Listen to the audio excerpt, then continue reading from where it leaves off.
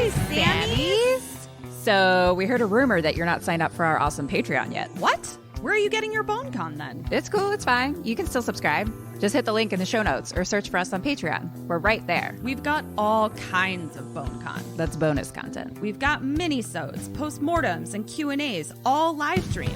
Polls, prizes, merch, and just a general smorgasbord of KK Sam. So join us. Or else. Proud members of the Podbelly Network. What's your favorite scary movie? Oh, come on, you know I don't watch that shit. Why not? Too scared? No, it's just what's the point? They're all the same. Some stupid killer stalking some big-breasted girl who can't act, who's always running up the stairs when she should be going out the front door. It's insulting.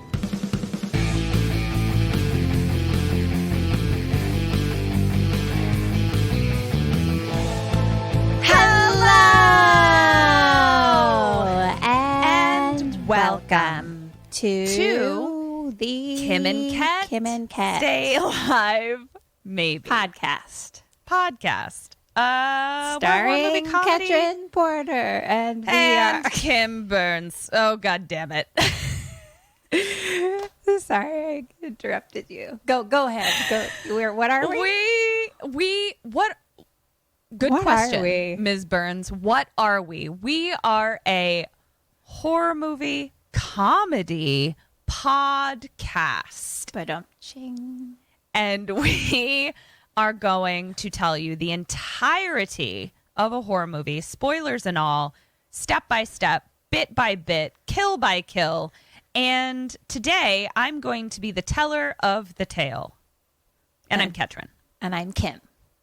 And I'm going to listen. Yes. Is that all you're going to do? Yep. That's and it? Chill. No participation. Nope. Kim actually is just here for me to have a face to look at while I tell it. I didn't want She's you to not feel gonna- alone. Yeah, she's not going to interact. She's not going to speak. No thanks. Yeah, so just my voice today. I'm going to be napping with my eyes open. Oh, cool. Great. Perfect. I actually just watched that episode of Schitt's Creek where she falls asleep in the booth with her eyes open, and it cracks me up every time. In the booth? Yeah, it's from the fifth season. when she got back from the Yes. from filming or whatever. Yes. Okay, yeah. Hey, how's it going? What's up? Just an update on my car situation. I don't remember where we were last time, but she's officially gonzo. Yeah. Saying goodbye to little Sammy. Yeah. In the process of trying to say goodbye to her, I found that my title, I do not have it, that the place that I got the loan from like a bajillion years ago that has been paid off for a couple years, Yeah. I guess never released the title to me. So then I couldn't give the title to someone else when I was trying to just sell it for like parts or whatever. I mean, isn't that the So now loan I'm company's figuring that job? out? I would think so. I mean, I don't know. It's the first time I ever did that. I hadn't any car I bought before wasn't as new and therefore didn't have a loan. Like, you know what I mean? Like it was just Right. like smaller payments before. So like I didn't ever have a loan before for a car. So like I don't know. I don't know if I was supposed to do something or, but you would think they'd be like, cool, you're done paying. Like, here you go. Exactly. That's how I feel as well. But I vaguely, now that we're talking about this, I guess this can be a little PSA for our Sammies out there, because now that we're talking about this, one of my cars that got hit by a drunk driver and wrapped around a tree while I wasn't in it, Right. that was not paid off when that happened. Right. And I believe I dealt with the same thing where I had to go get the title. Well, that's because it wasn't paid off. Or no, so no, they I'm are sorry. technically the... Apologies. It was paid off. And I Okay. remember I had to be like, where the fuck is my title? How do I? So Sammy's, it's our responsibility to ask for the title, I guess. But I remember like doing a thing. Like I remember going in and being like, so like, I'm done, right? I'm done paying off. Like, and they're like, Yeah. yeah, you're good. And I was like, cool, high five. Like anything else? Yeah. Like, and they're like, there nope. was nothing. So like, I was like, I didn't know. But yeah, it was like someone was coming to like pick up and tow my car away. And then they're like, Right. you have the title, right? And I was like, yeah, just assuming it was like in my car. Like, I don't know. I just figured it was like where my car stuff is. Right. And sure. then when I looked, I was like, it's not here. And then I was like, I don't recall ever seeing it, to be honest. And then I spent an entire day on the internet trying to figure that situation out. Yeah. God damn it. So I guess everybody go look for your titles or Yeah. have a Where's our conversation about your titles at? titles. Yeah. So technically, little Sammy is technically still mine, but she's not moving, and we're gonna be saying goodbye. Yeah. And I guess I'll have to get a big Sammy. Yeah, but I like that someday. her parts are being used to make other cars work. That's exciting. I actually think what was cool is like I was gonna sell it to like junk my car or something like that, and then one of the mechanics was like, "How much are you getting for it?" And I told him, and he was like, "I'll give you $50 more, basically, like cash." And I was like, "Fucking done." Sold. Yeah. Yeah. So he can just like fix it. And I think he's gonna like give it to like his daughter or like grandkid or something like that. That's so sweet. Yes. So I just love that. I know. Adorable. That's great. yeah. And I was like, have at it. But that is Yeah. actually totally worked out because then I could cancel the other thing. And then Yes. he's like, yeah, just leave it here. Whenever you get the title, let me know. So Yeah. honestly, it all worked out for me. Exactly. It always does. It always does. You always figure it out. Everything is always working out for me. Yeah.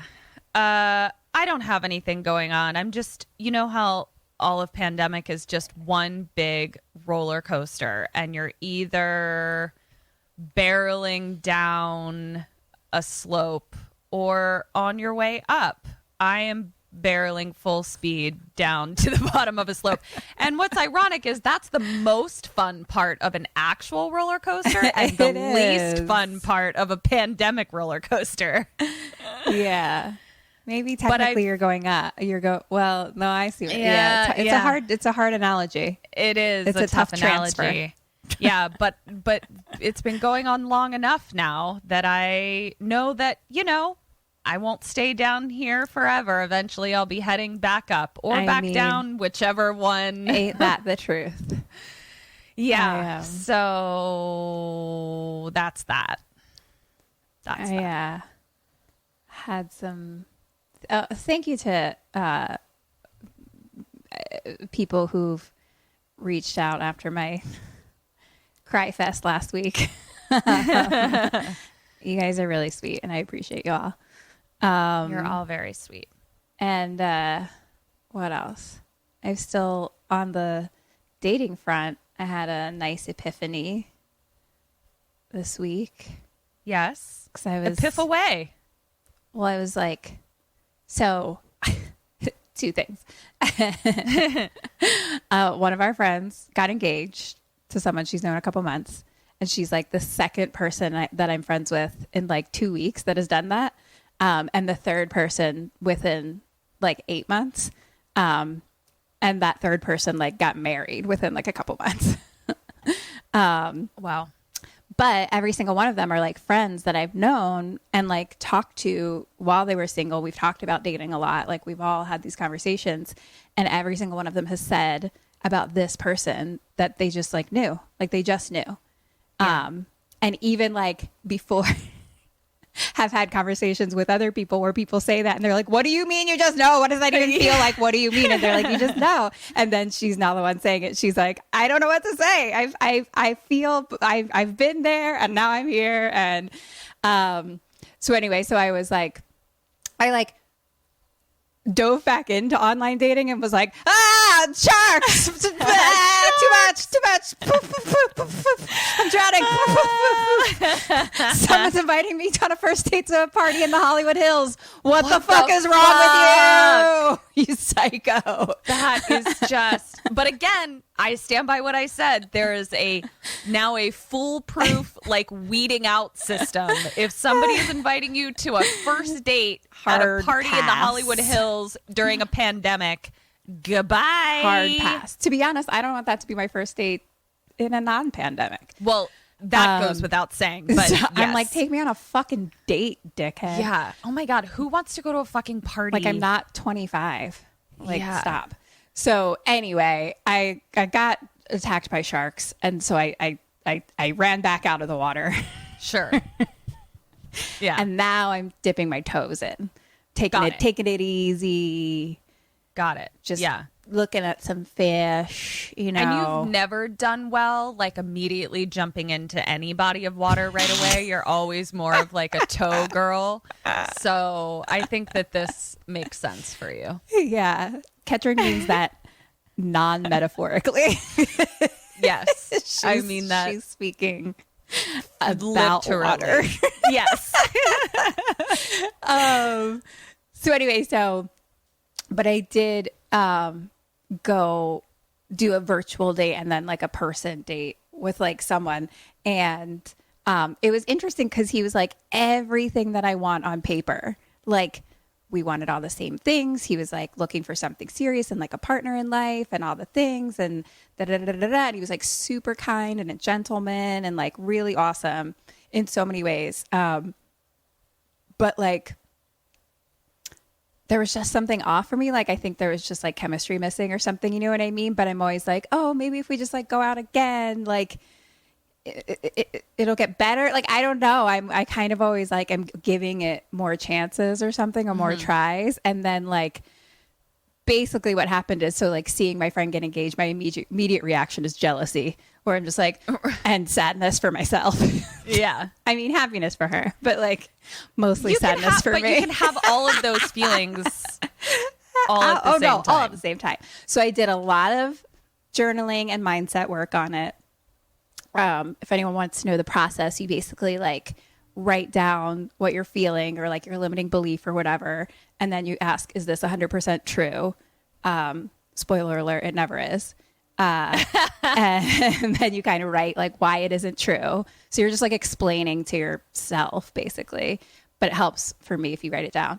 And then like, how can I see this differently?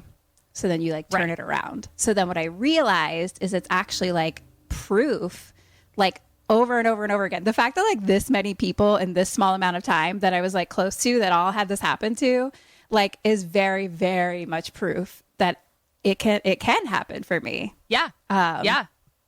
So that's such a great way to look at it. And I think obviously I don't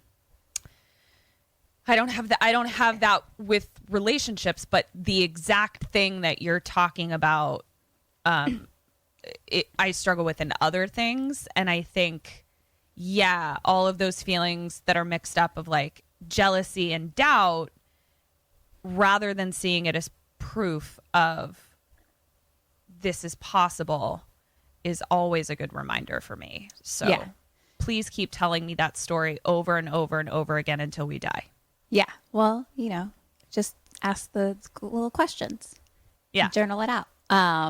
So anyway, I did a lot of work around it and figured that out. And then I was like, well, I have dated long enough and have done enough work on myself that I know what I want and I know who I am. So like, I can probably guarantee that like when it happens for me, it will be like that. Like it'll just happen very quickly and I'll be like engaged, if not married, like within a year. Like it'll just happen because it'll be like done and done. We found each other. Yeah. So then it kind of made me realize that if like something's already feeling off with this person, that like, you know, basically I told him I didn't want to go out again.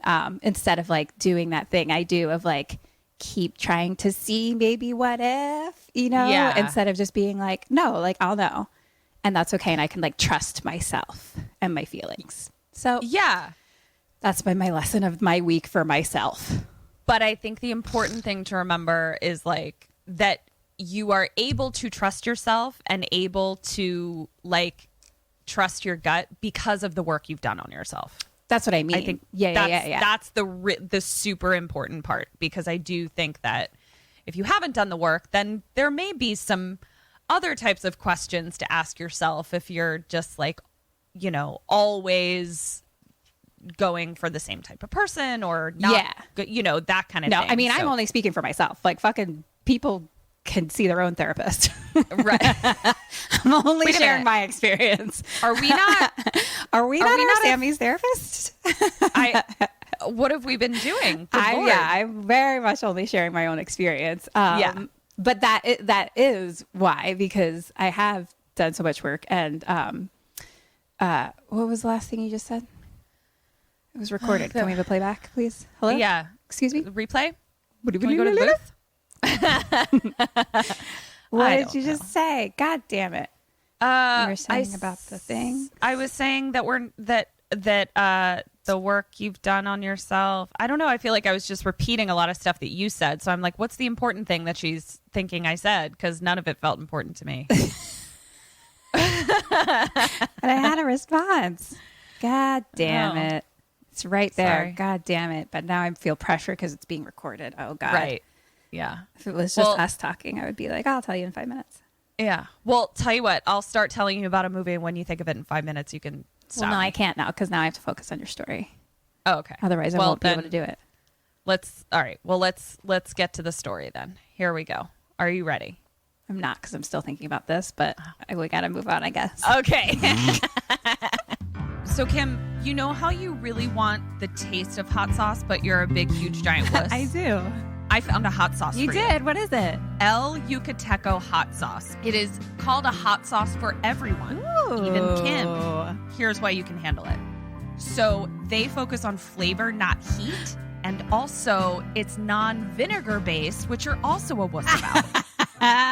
This was made for me. They use the whole fruit of the pepper, non-vinegar based, and then they also don't use the capsaicin extract, which is the thing that burns your mouth off. Wow. They have 5 different habanero based sauces. You can do the jalapeno, that's the least hot. Then it goes to chipotle, then red, then Caribbean, then green, then black, then XXX hot, baby. That's for you because you like to sweat while you eat. I do really like to sweat while I'm eating. So yeah, give it a shot. Cool. Bernsey. I guess I'll go to www.shopelucateco.com. That's shop, ELYUCATECO.com. # King of Flavor. Go try the hot sauce for everyone, even Kim.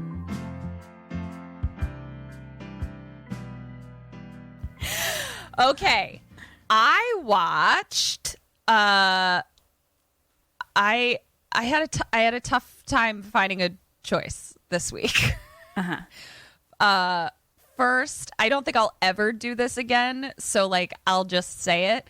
Eric and I watched both Bill and Ted's and then the new Bill and Ted. So then I was like, "Oh, Eric was like, Alex Winter made a horror movie like right after this." And I was like, "Let's watch that." Mm-hmm. Kim, it's so weird that like I couldn't even wrap my head around like how I would tell the story to you. And for our patrons, I'll just show you what my face looked like the entire time, because Eric was like, your face hasn't changed, and you can describe my face. It was just the entire time just going and she never has confused changed. face. And so I was like, I really can't do this one. It's too weird and all over the place. Who's Alex Winter? He plays Bill. Oh, okay. He plays Bill. Not Keanu Reeves, basically. Exactly. Yeah. And I always have to think about it because I'm like, he plays Bill or Ted. Yeah. That's, yeah. I just wasn't sure if it was like a filmmaker or an actor or what. Like, yeah. Then I watched another one, which I don't know, maybe I'll do, but it's on Shudder, and it just, the ending was tough. So third time's a charm. And I watched another Shudder movie called The Shed.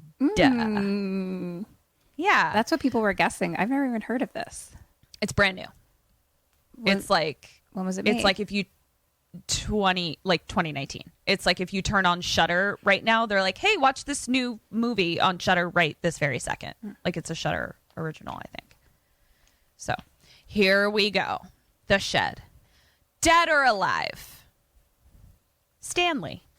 Alive. Dahmer. Or Alive. Dom. Roxy. Alive. Grandpa. Dead. Sheriff Sugarwater.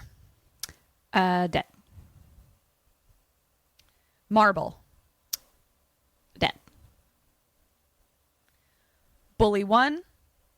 Dead. Bully 2. No, I want Bully 1 to be alive and Bully 2 to be dead. Oh my God. I'm genuinely so bummed. I thought you were going to get 8 out of 8. You got 7 out of 8 Oh, yay. on those. I was like ready to get, oh man, damn it. Okay. Did my switch at the end fuck it up? No. Oh, No, that good. wasn't what fucked it up. Otherwise I would have been like, Okay. Here we go. The shed. Guy running through the woods in a bathrobe and a shotgun. He's not in a shotgun. Running in a bathrobe with a shotgun through the woods at night. And he's definitely chasing something, but is also terrified of something. Like he is very concerned about whatever appears to be chasing him. So he's chasing something or something's chasing him? It's unclear because he's the one with the shotgun, but he seems terrified. So he's running through the woods and he kind of ducks behind a tree. And as he ducks behind a tree, we see in the, like on the other side of the tree, a very dark cloaked figure kind of just walk past the screen. And so he starts running again and he trips and falls, obviously.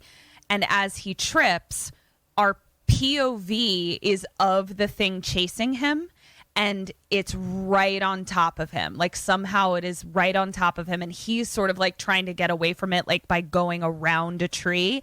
And then whatever it is grabs him, and we see the hood come off, and it's a giant, creepy vampire situation, tall thing. Okay. That like bites his neck, and then it drops him.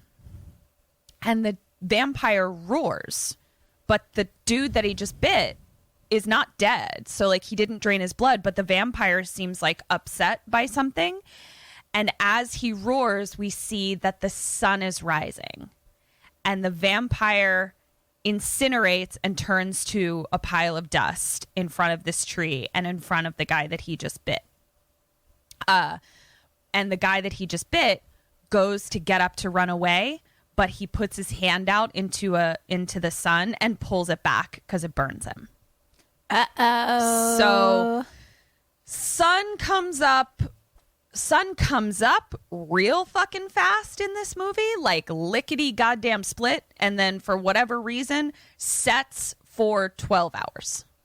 I don't know why that is, but Okay. that's the deal with the sun in this world. So the guy is still alive, puts his hand in the sun, it burns.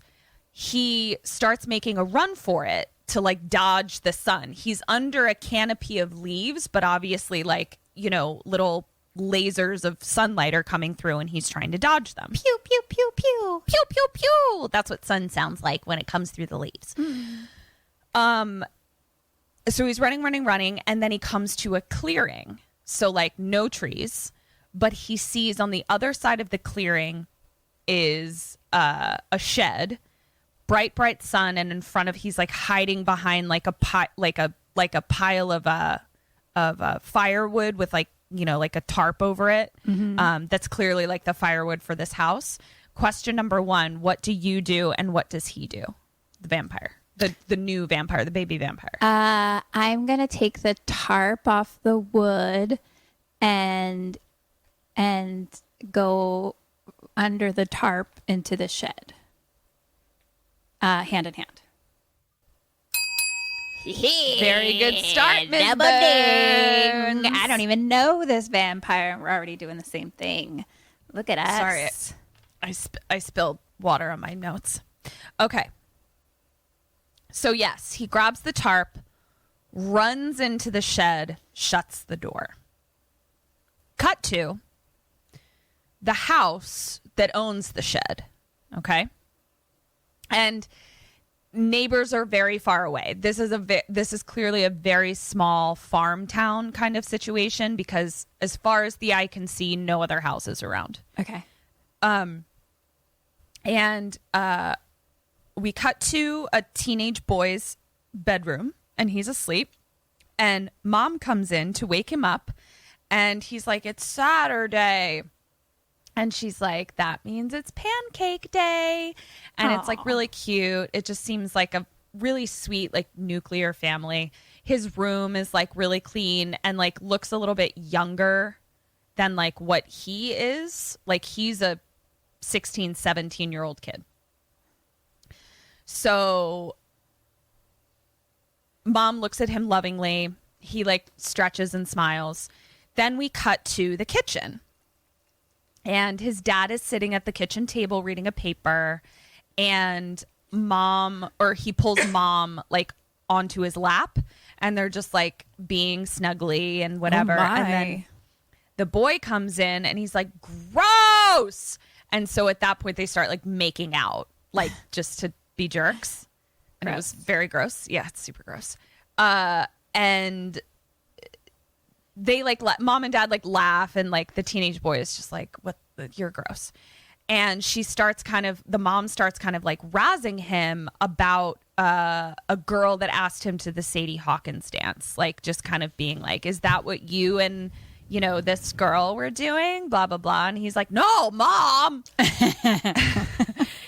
And so then mom goes over to like the stove to like make pancakes or whatever, and teenage boy sits across from dad, and dad is like, do you want to go to the cabin this weekend? And he's like, and we can practice driving. And he's like, yeah, that sounds good. And mom's like, well, what am I going to do here while you boys are gone? And the son is like, sorry, mom, no mom's allowed. And it's just like really cute, very like June Cleaver or Leave It to Beaver kind of situation. So the dad picks up his coffee cup and takes a sip, and the boy picks up his orange juice and takes a sip, and then we see glass shatter on the ground from the juice glass. Oh my. And the color changes. So it had been previously like really bright, saturated colors, and then it changes to like almost like overcast, muted colors. Uh-huh. And the boy like looks at his mom and he's like, Mom? And she's suddenly in a hospital gown with like black sunken eyes, and he gets up to like grab her and she just like falls down dead. He turns to his dad, and his dad has a revolver in his mouth, and he's like, no, dad, don't. Bang, dad blows his head off. What? The boy wakes up.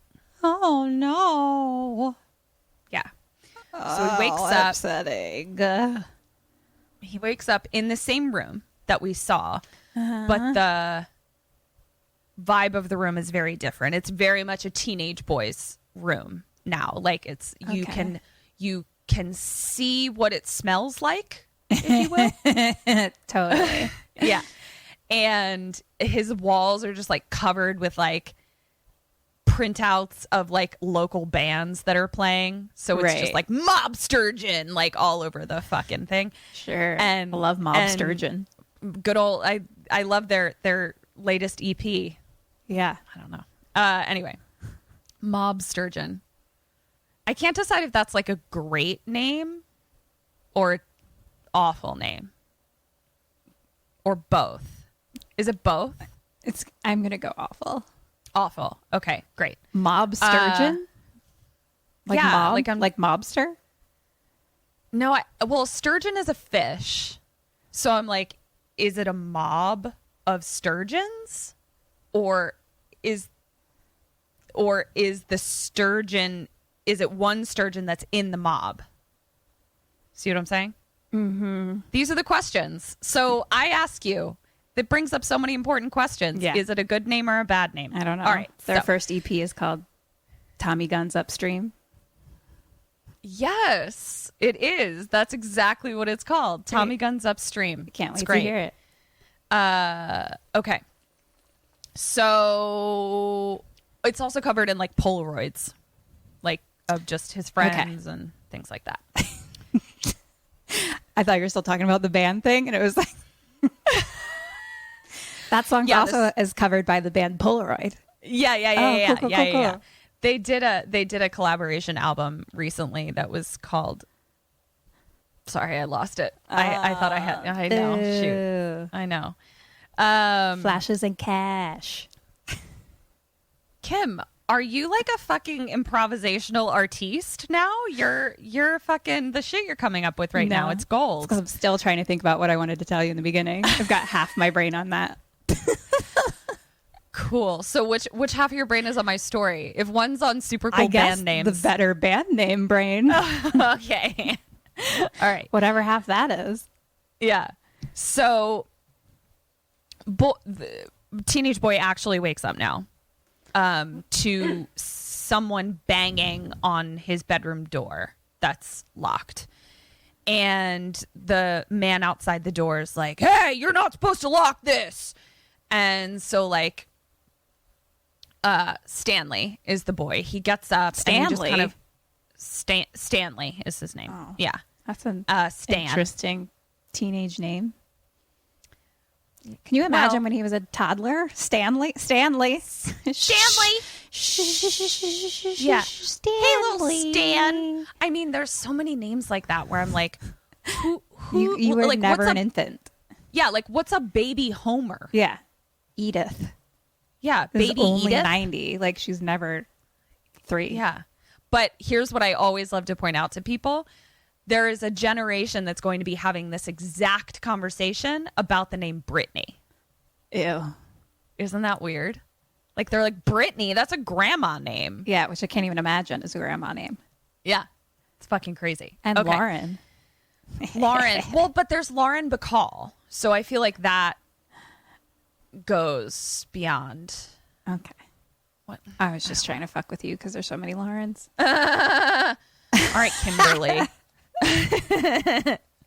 Okay.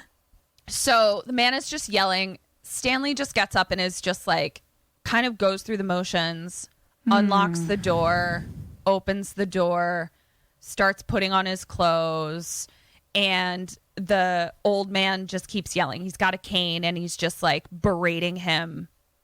And the boys and Stanley's just ignoring him. And it's just a lot of like calling him boy, saying he has no respect for authority, talking about how he's a veteran and he never let anybody push him around. And just like, what are you even yelling at him for?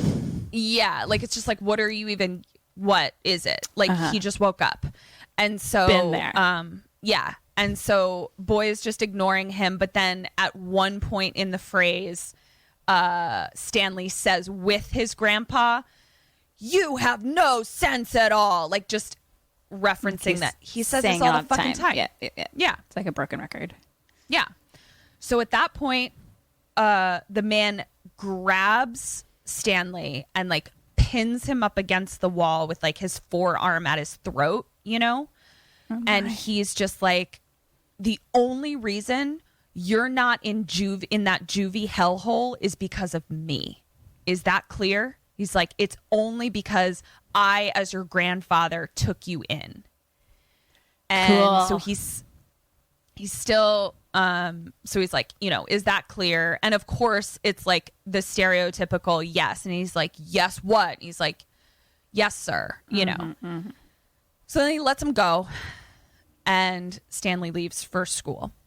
And he's like, the grandfather is like still yelling as he like rides his bike away, just yelling into the wind. And Stanley puts on a 90s Walkman. So it's like, yeah, fun. It's 90s. Love it. Sure. Yeah. Here for fashion it. is very 90s. I was into the ladies' fashion. Here for it. As he is riding away to school, we see him ride past a shed. So, riding his bike to school, a red car with 3 bullies in it pull up. Is his house not the house connected to the shed?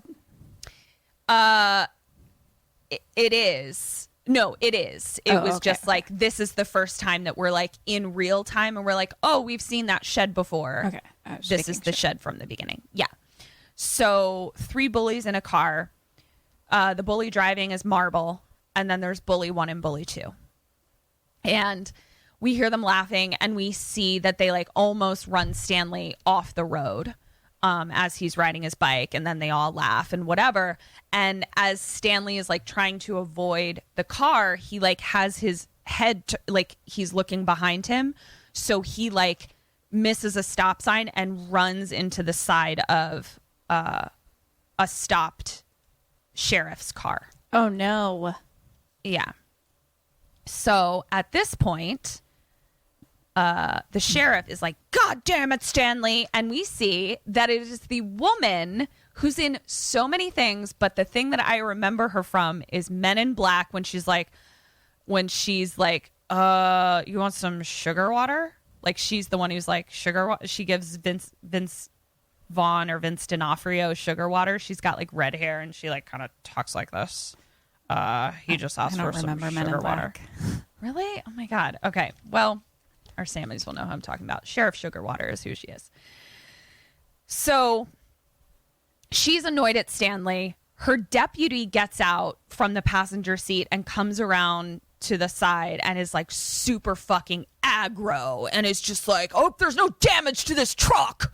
And Stanley's just like, I'm sorry. God. And I'm like, it's a bike tire. Like, it's not going to dent your truck. If anything, it's going to bend his bike tire. And he didn't even hit you that hard. But just everyone's real aggro at Stanley. So Stanley is like throwing a bunch of attitude. Like, he's not really helping the situation because like he's Right. Like, I'm just like, just don't feed into it. But he's giving attitude. And this is when Sheriff Sugarwater is like, you got an 18th birthday coming up, don't you, Stanley? And he's like, yeah. And that's when the deputy is like, on your 18th birthday, no more juvie hall. That's when you start doing real time for your bullshit. Ew. And he's like, so come your 18th birthday, I'm going to be up your ass. And then Stanley goes, I bet you're really looking forward to getting up my ass, Deputy Dave. Hey-o. But I'm also like, Stanley, please, just chill. Just get on your bike and ride away. So the deputy like grabs him by the collar, and Sheriff Sugarwater like tells the deputy like, calm the fuck down. You calm the fuck down. Stanley, get on your bike and ride away. Like, don't antagonize each other. So Stanley rides away, and the deputy asks Sheriff Sugarwater, like, why do you go so easy on him? Like, that kid only responds to discipline. And the sheriff is like, no, that kid needs a break. Oh. He needs a fucking break. So now we cut to Stanley walking through the hallway at school, and we see him look up a staircase, and there's like 3 girls standing talking, and they're all in like hot slow-mo. Like, it's clearly like, I'm a teenage boy, and the slow-mo means that I'm attracted to these girls. Right. Now he's at his locker. Bell rings. But at the other end of the hall, we see the 3 bullies from the red car, Marble, and then bully 1 and bully 2. And they are cornering another kid named Dahmer. And Dahmer is trying to fight back, but he's no match for like 3 fucking dudes. And so Stan comes up to help him. And the bullies are then like, oh, you need your boyfriend to protect you and blah, blah, blah. Just like standard bully shit, you know, just like all the standard bully shit we've heard a million times. And so Stan like charges at Marble, and the 3 girls from the stairs, the hot slow-mo girls, come running. And they're like, what's going on? At this point, the principal comes out and like breaks up Marble and Stanley. And this is, remind me of this. So Marble says to Stanley, eat shit and die. And then Stanley says, eat shit and live, asshole. From Sleepaway Camp. Sleepaway Camp. Yeah. So I guess that's a saying. Like, it's like, and I was like, that's Like it wasn't just for sleepaway camp. I guess. I mean, people this said might that have to been each an other. homage to sleepaway camp, I would assume. Maybe. Yeah. And Eric, I was like, what's with that saying? And Eric was like, well, if you've eaten shit, I guess you hope you die. You don't want to live having known you've just eaten shit. And I was like, fair. It's very true. It's very true. So I'm going to have you then postmortem that, but I would assume that they're just like, it's an homage to sleepaway camp. Because that is like funny and famous because of sleepaway camp. As far as I I'll know, I don't know. What the fuck do I know? Tell me if I'm wrong. I'll find out. I'll PM it for you. So the principal's like, bell rang 5 minutes ago. So now we cut to Dom and Stan leaving school, like just cutting. Like they're just like, fuck this. And this is when we Dahmer and Stan. So the guy that the bullies were bullying. Yeah. And this is where we learn that they're best friends, Dom and Stan. Dom is really fucking upset. And he's like, I deal with this every single day and I'm tired of it. And he's like, one day they're going to go too far and I'm going to kill him. Oh, no. So now we cut to them walking and talking, and they're just talking about school and the principal and what they did over the weekend. And they're walking through the sewer, and Dom like tags a wall, just like makes a squiggly line. And they're still walking. And at this point, Dom asks Stan, he's like, are you going to ask Roxy out? Or are you just going to keep jacking off to her every day until graduation? And Stanley is like, I'm going to keep jacking up. No. He's like, she's just a friend. So he like denies that he has a thing for her. Sure. This is also where we learn that like Dom is definitely getting bullied, but Dom is kind of a shithead. Like he's kind of an obnoxious, rude shithead. Not that is means that he should be bullied. It's just like that's his personality is that he's not like a shrinking violet. Okay. Basically is what I'm trying to say. So they've made it to their destination, and it's just this like old trash couch in the middle of a field where they just like sit and drink beers. And so they're talking, and Dom challenges Stan and is just like, don't fucking tell me that you don't have a thing for Roxy. Like you've had a thing for her since 8th grade when she let you feel her up at Marcus's party. Like you have a thing for her. Just get over it.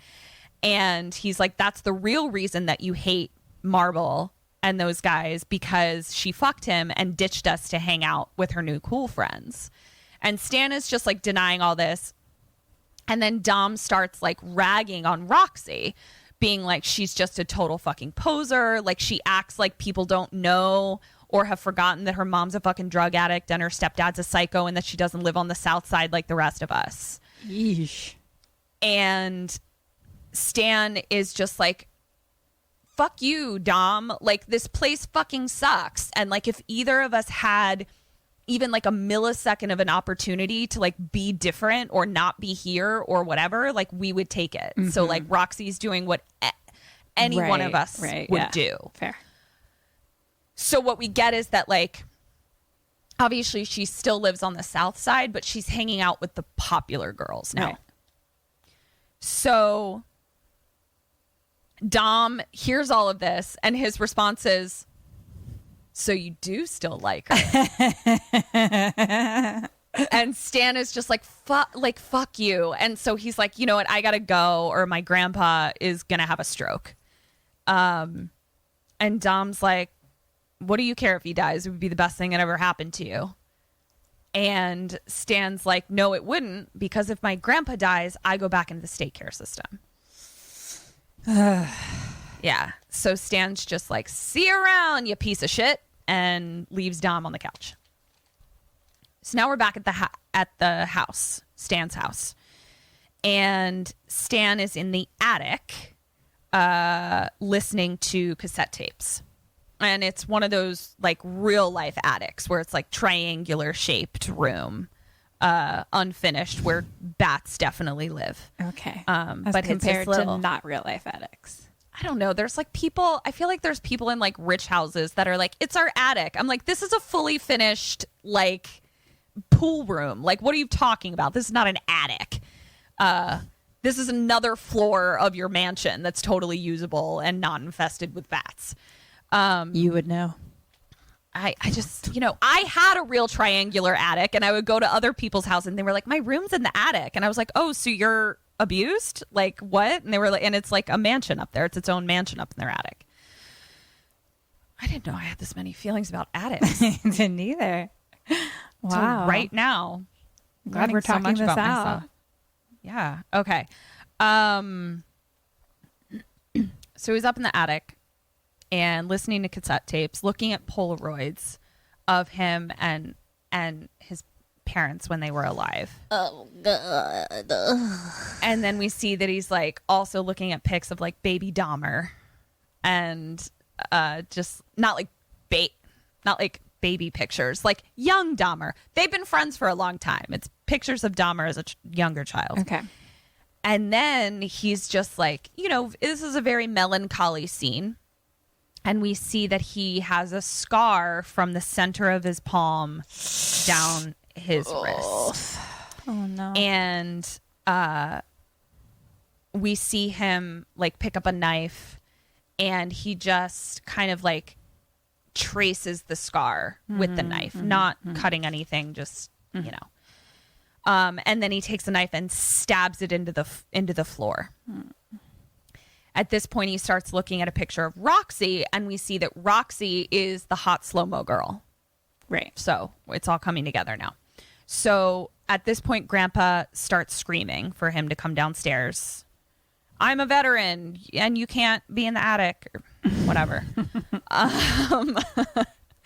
So at this point, Stanley pulls the knife out of the floor, and we see him hold it by the tip, and he chucks it, and it hits square in a bullseye that he has up there. Oh, yeah. I would love to learn how to knife throw. I went axe throwing for my last birthday, and I was super into it.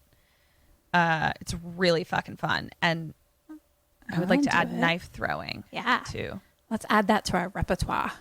Love it. Knife throwing. And this movie also made me realize that we need to like learn how to like another gun we need to like learn how to use is a shotgun, and like how to aim a shotgun, like load it, all that kind of stuff. I learn all the guns. Yeah. So Knife throwing sounds more fun though.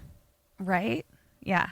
So, and we would have like our knife, like that's got like the cool handle that, is like represents us, and it's our little It's like secret engraved weapon. And shit. Like, and we have it in our holster on our thigh. Yeah. And we're just like, don't mess with us. We are knife girls. All right. Is that our band name? That's our Knife next Girls? band name.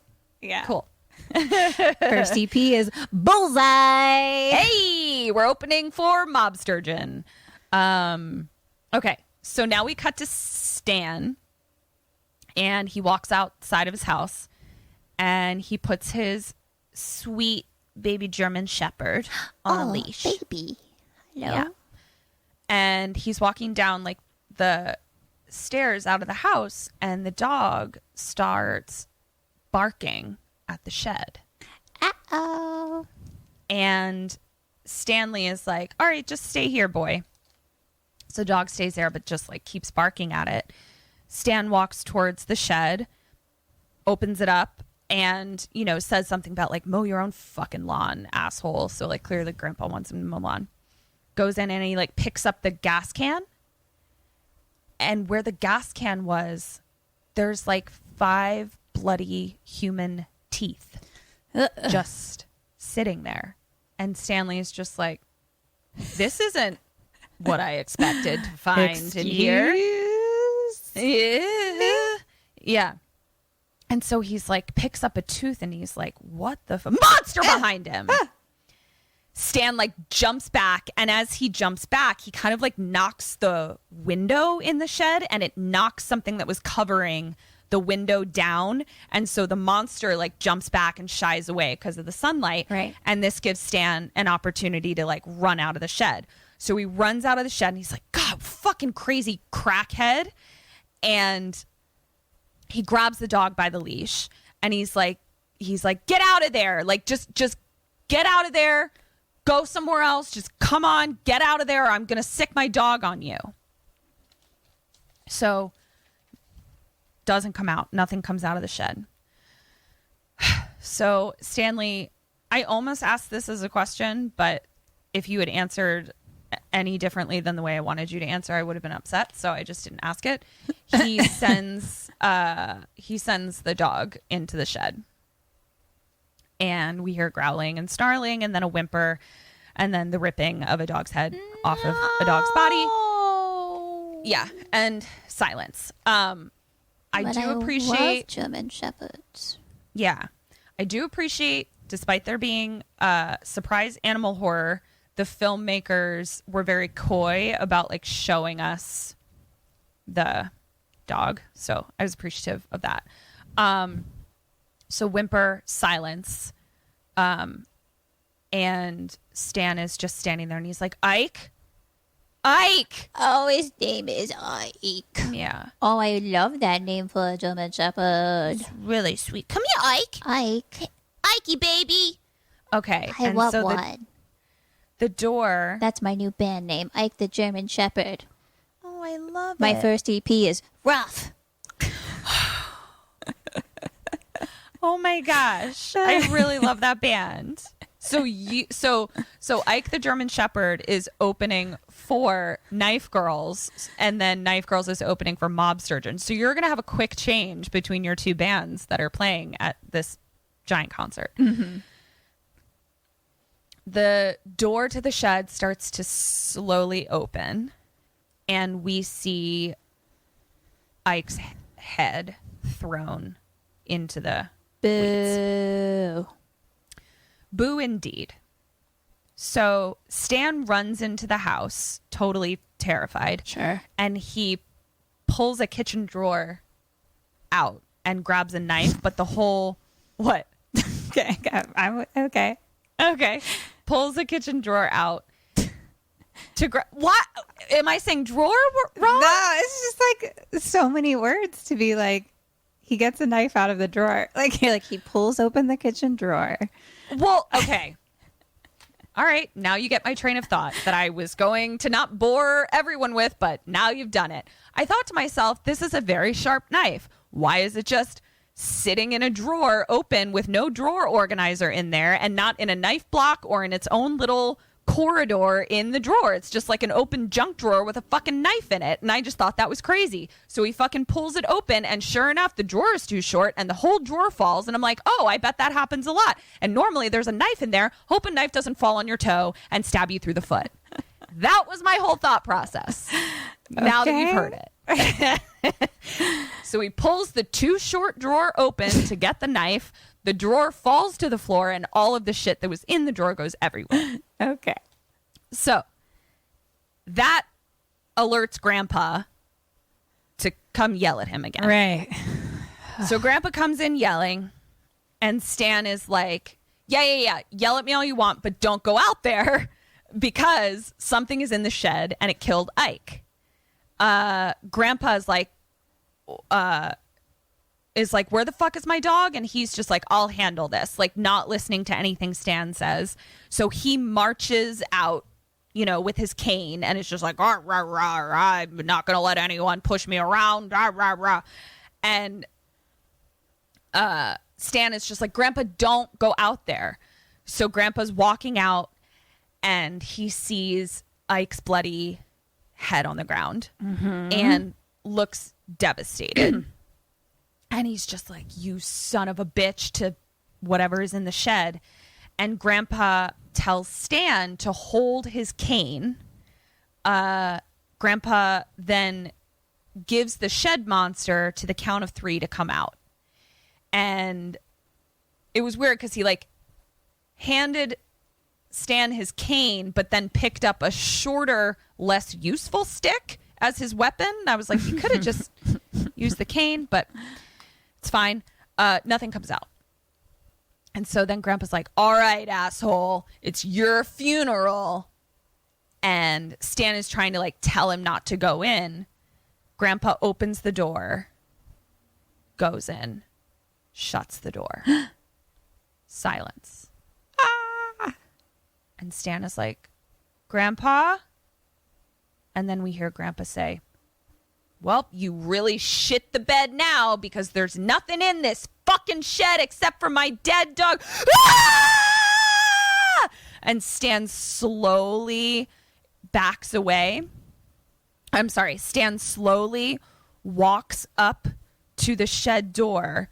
And as he does it, his grandpa falls out of the door all bloody and is like trying to like crawl to Stan. Oh, Stan no. tries to pull him out of the shed, but the monster pulls him back into the shed. Oh, no. So question number 2, Kim, what do you do and what does Stanley do? I'm not going to go in the shed. I guess I'll go inside and arm myself with one of the many knives or whatever other shit I have. I know how to throw them. Where's my throwing knife at? Yeah. Got You my have lots throwing of knives. knife and my axe from the wood chopping. Ready to go. And I guess call the police. Something's in my shed. And I mean, definitely help. Calling for help. Okay.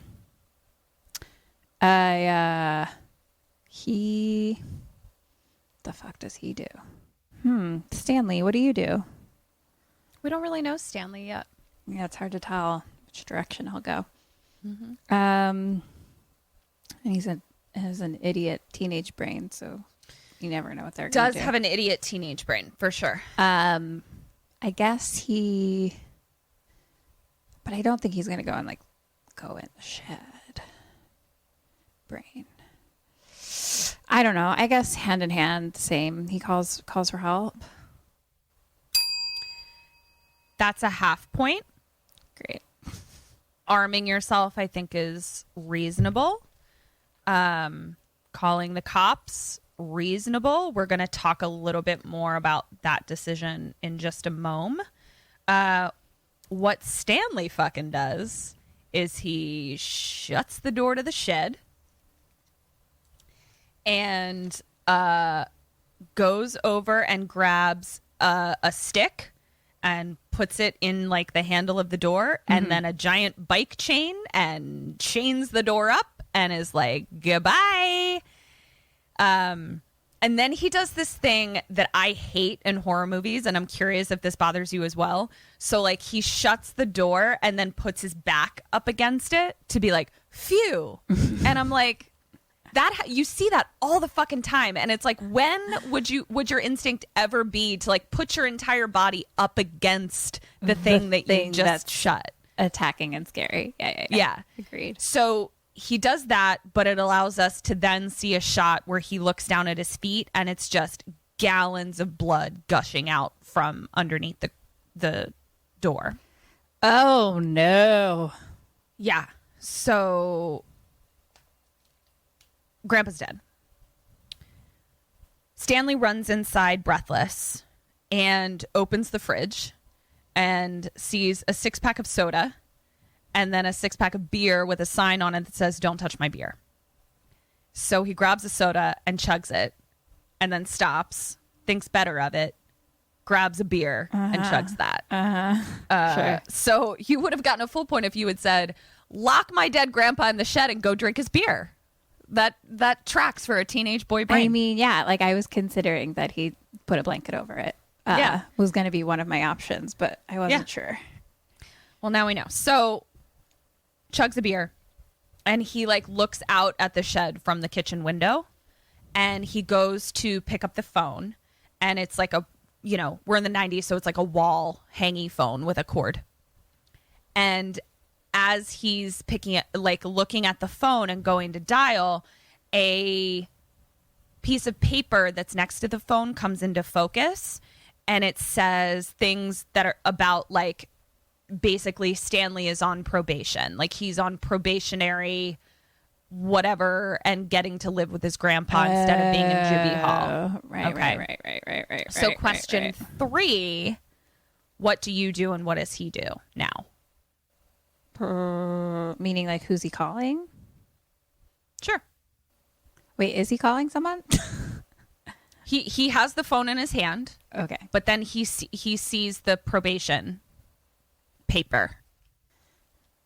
I mean, he's not going to call the police. I can say that much.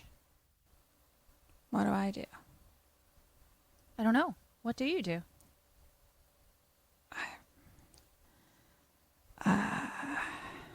Go practice guitar. It's opening night for your band. Throw some knives. Howl at the moon. I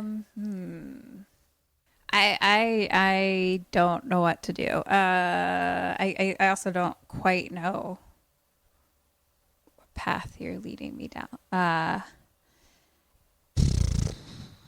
think he just goes about his normal life. Maybe calls Dahmer, but I'll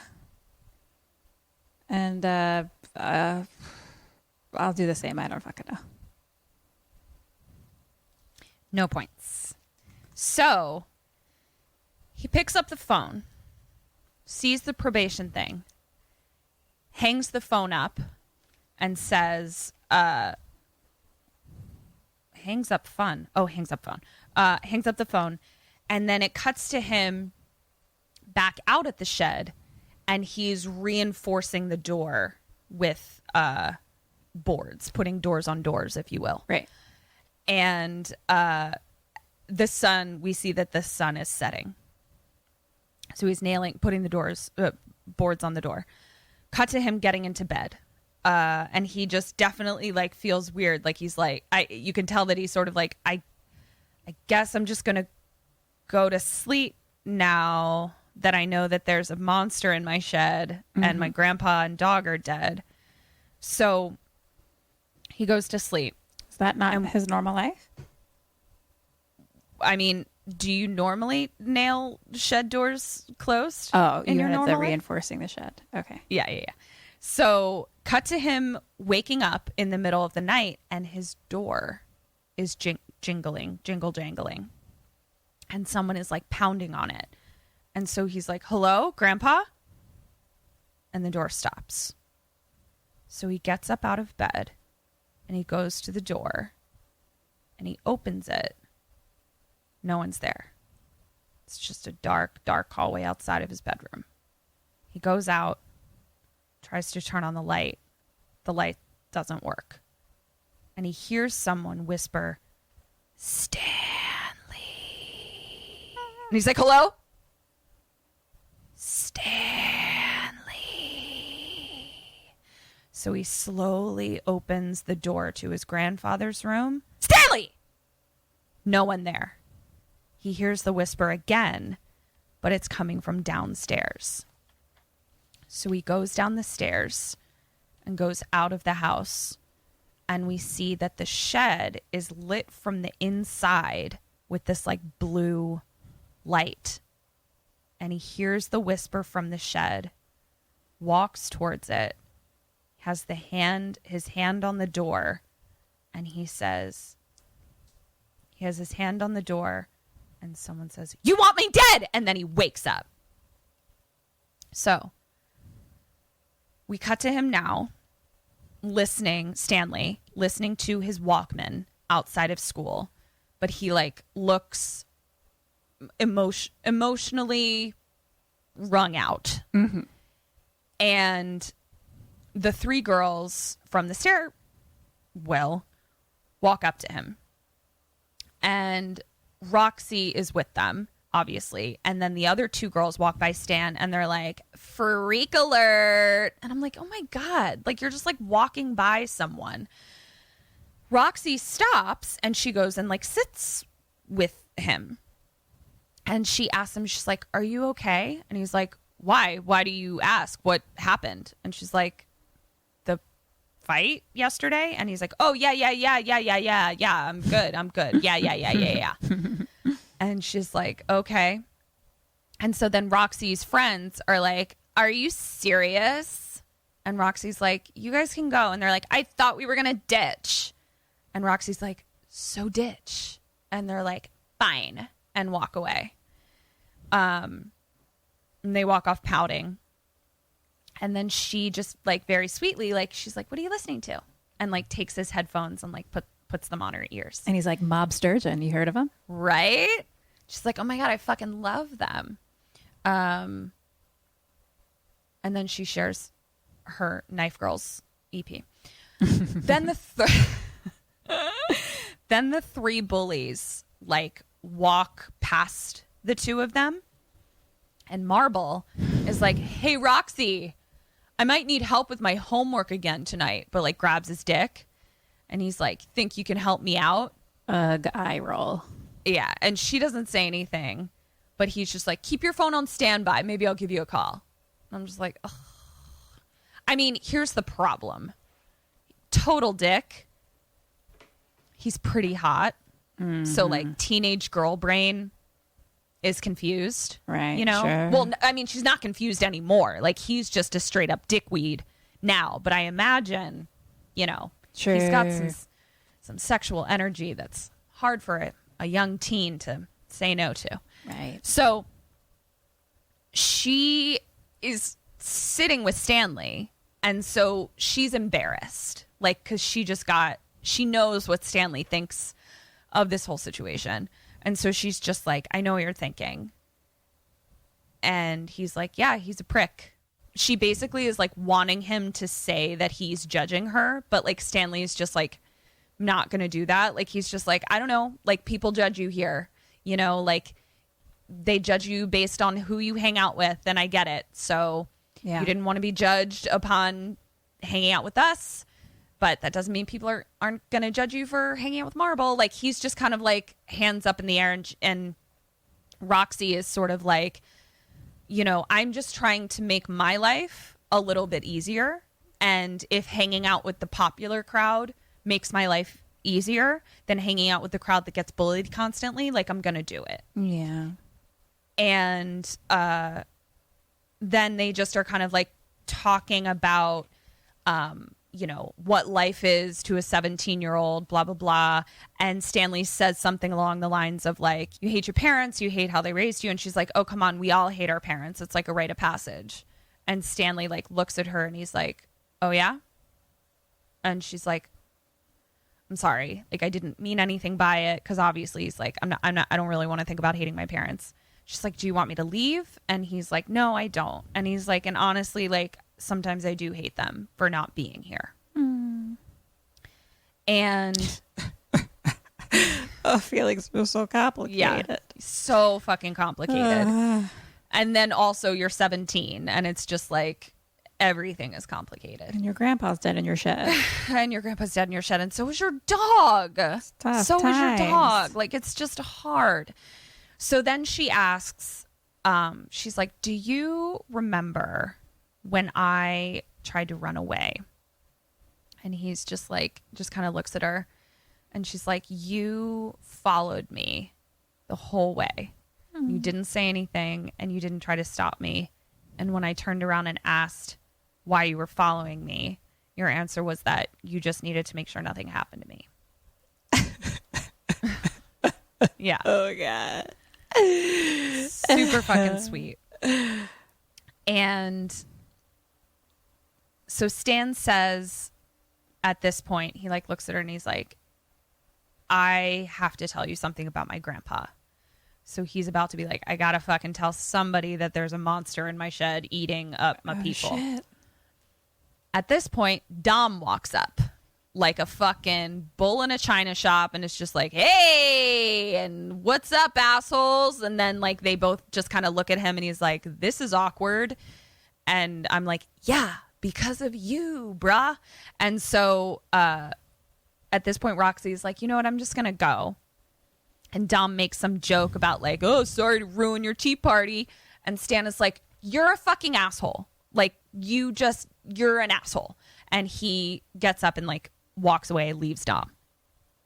So now Dom is kind of like, what did I do? And he starts walking in the opposite direction of Stan.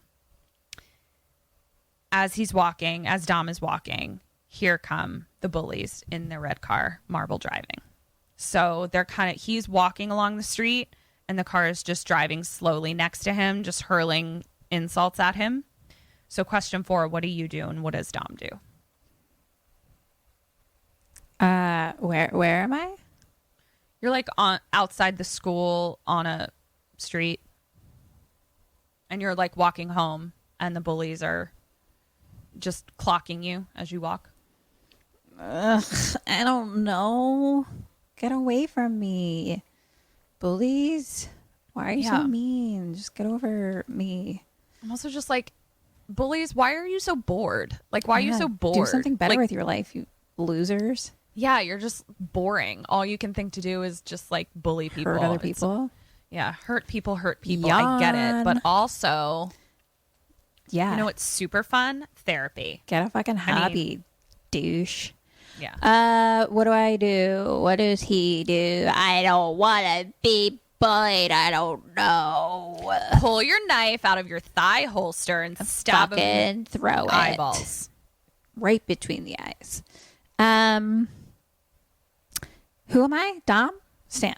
Yeah. Dom. Stan walk the opposite direction. Am I like away from things or like...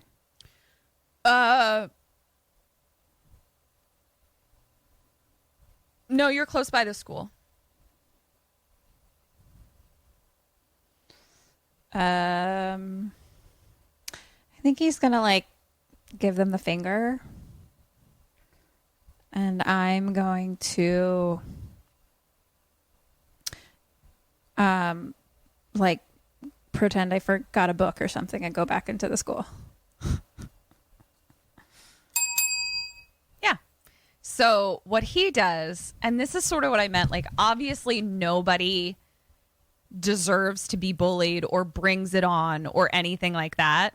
But Dom does turn straight to them and just give them all the finger and be like, fuck you and fuck your mom. Like just, you know. So then they get out of the car and they start chasing after him and they beat the ever living shit out of him. So now we cut to Stan in his kitchen looking at the shed outside again. Cut to him walking up to the shed with a bat, and the door is like banging a little, like, you know, someone trying to get out. And he's like, hello? So Kim, question 5, what do you do and what does he do? God damn it. I don't know. I'm so sorry. Did you not know that I was going to tell you a horror movie and then ask you what you would do in it? I should have told you. I'm so sorry. No, remember when I said I was just gonna You take were just an going to listen. open-eyed I know. nap? Yeah, I am so sorry. And I keep waking you up You're from your open-eyed intruding nap with upon it. questions. He's Shoot, trying to I'm sorry. sing me fucking songs about fish and knives and shit. I know. I'm such a jerk. So he walked to the shed with a baseball bat, but it's something's banging on it. And it's jingle jangling. Yeah. And he's like, hello? I mean, don't try to go in. Like, I don't...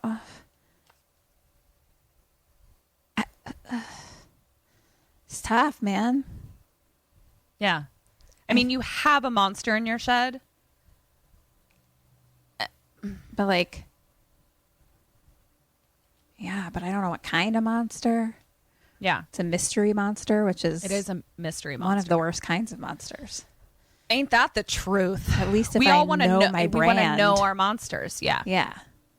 I can work with a branded monster, Sure. but No mystery. generic monsters here. Yeah. Those are tough.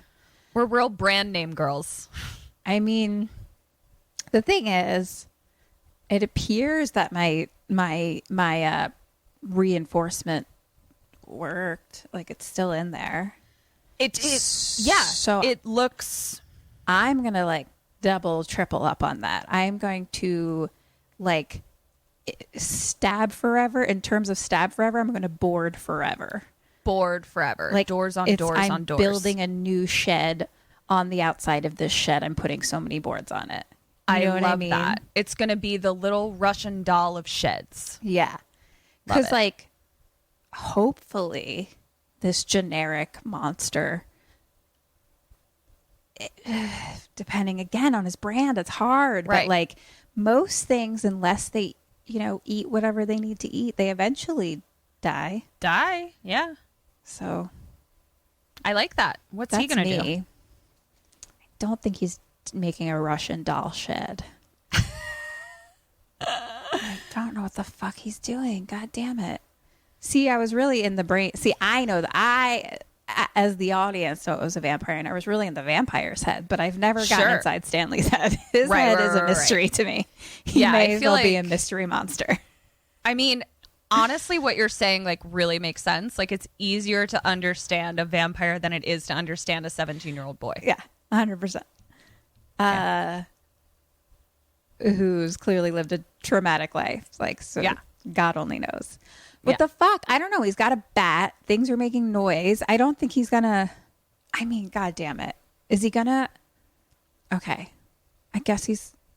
No, I don't know. Is he gonna try to take some boards off? I just don't think he's that stupid, though. So is your answer take some boards off?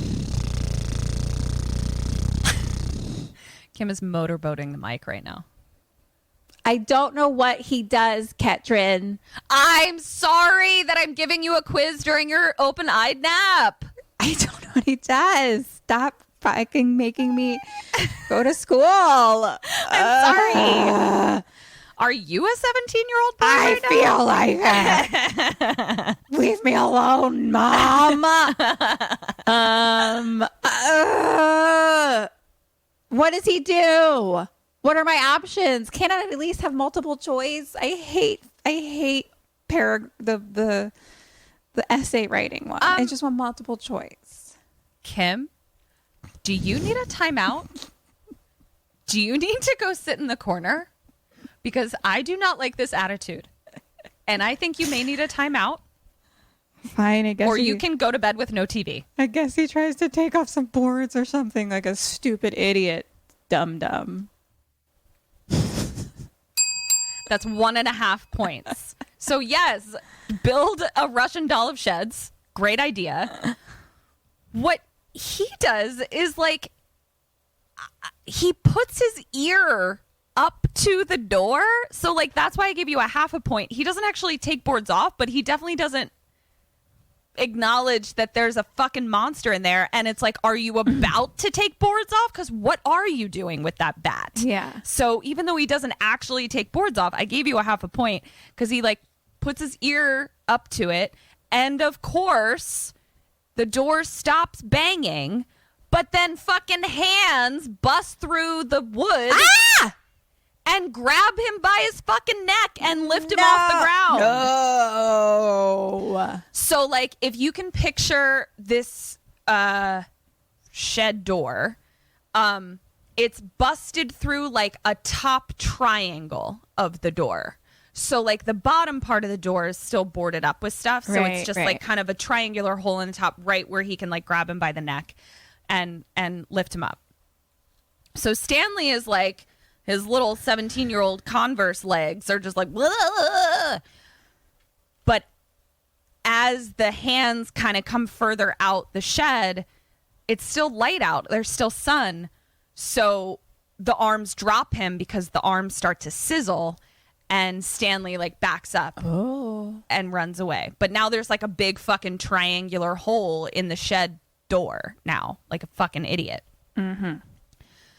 So as Stan has just gotten, monstered, here comes Dom coming around the back of the house, and he's just yelling like an asshole, just being like, hey, fucking asshole, you fucking left me after that shit with Roxy, and look what they did to me. And he's like, his face is all bloody.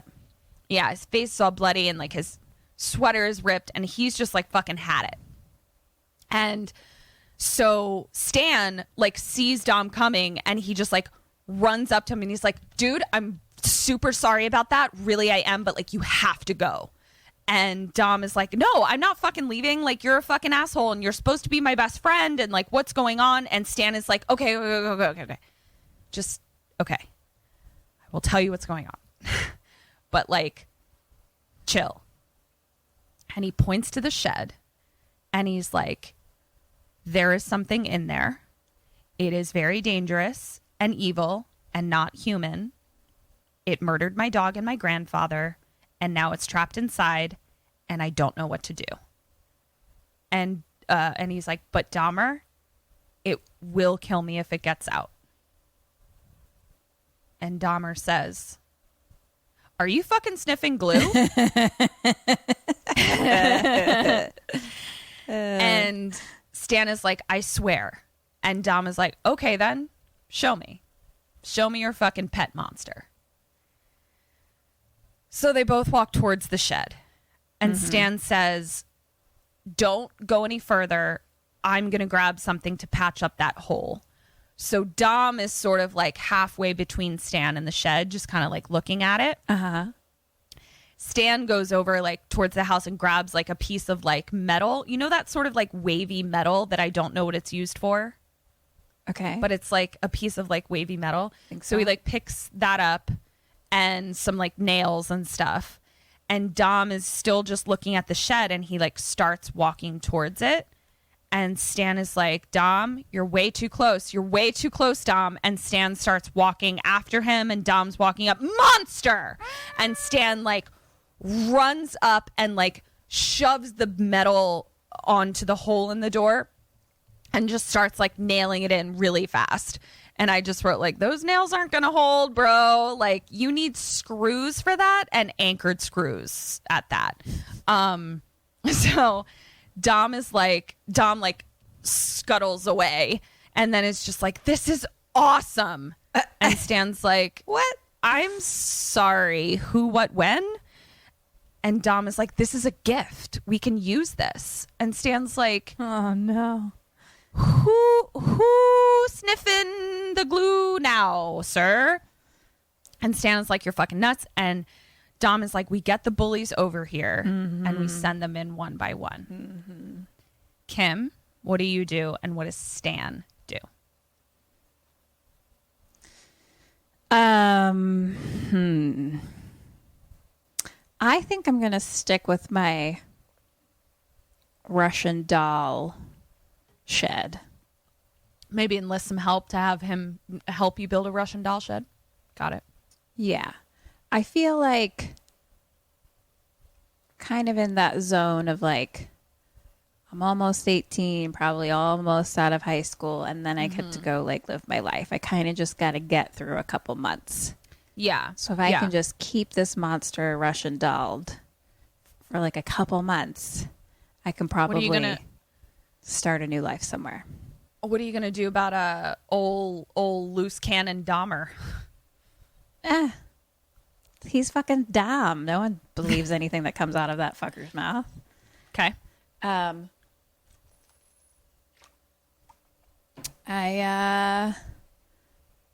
Stan!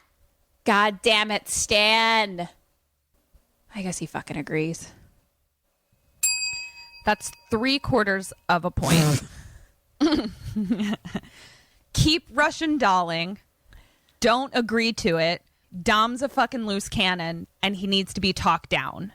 So what Stan does is he's like, absolutely fucking not. He's like, that is straight up murder and I don't want to be on the hook for that. And Dom is like, it's not murder, it's payback. And he's like, I hate them and I want them dead. And he's like, and Stan is like, this is like really bad. And like, I don't know what to do. I haven't called the cops because I don't want to go back to juvie. And he's just like, yeah, he doesn't know what that monster is. So like, he doesn't know for sure that he can be like, hi, Sheriff Sugarwater. My grandpa and my dog are dead. And it is because of this monster in my shed, not because of me. Right. He's pretty freaked out. Dom is still pleading. He's like, do you ever fucking think about like what it's like to be me? Do you even think about what it's like to be absolutely knocked in the dirt every single day for years? And buddy. Stan is like, I'm really sorry. And he's like, but you're my best friend. And I told you because I trust you. And I need you to be my best friend here and not do this and not tell anyone. Mm-hmm. And Dom is like, you can trust me. But he's not happy about it. Mm-hmm. So Stan walks away. Dom keeps looking back at the shed. So now we cut to sundown again. Stan is in his room. So we see the sun go down. Then it's nighttime in Stan's room, and he's watching Return of the Vampire. And in the movie, it's like there are 3 ways to kill the vampire: sunlight, destroy its black heart, and decapitation. And Stan's like, cool, good to know. Cool. So Stan falls asleep. Then there's like a poster above his TV that's like 3 women in like cloaks, like black cloaks and fishnets. And one of them walks out of the poster, and it's Roxy, like in this, dream sequence. And it was a little cheap. It was like definitely didn't really move the story forward to have her be like in a sexy corset vampire fishnet situation with like sexy striptease music playing, and like she climbs on top of him. Like it was just, it wasn't needed kind of thing. I mean, I feel like that's like what's inside a 17-year-old boy's brain. That's why I'm kind of I'm kind of going like this about it, because I'm just like, I get it. I just always have empathy for the actress in that situation where it's like she hasn't been given a ton of character development in this. Sure. And then the thing you're asking me to do is like be eye candy. Like it just wasn't super earned, I guess. But yes, what is a teenage boy thinking about? That, of course. Right. So she takes off the hood. It's Roxy, corset fishnet. She climbs on top of him. Sexy striptease music is playing, and pulls out like a cat-o'-nine whip, and then is going to like kiss him, and like her face turns into a vampire. Ah! Stan wakes up screaming, and it's like light out, and he gets out of bed, and he's like pale and sweating, and he like puts his feet on the ground, and he puts his shoe on. Where's my other shoe? This is weird. So he gets off the bed, and he looks under the bed. Vampire! He wakes up again. Oh my God, double dream! Double dream! We got double dreamed! Oh my gosh, the worst. And we see that he was holding the kitchen knife in his hand, like sleeping with it. Uh-huh. So like when he woke up, he kind of like cut his own face by accident. Jeez. Yeah. And he walks over to like the poster and like rips it down. And now we cut to him with a drill outside the shed. I'm so sorry. It wasn't bad.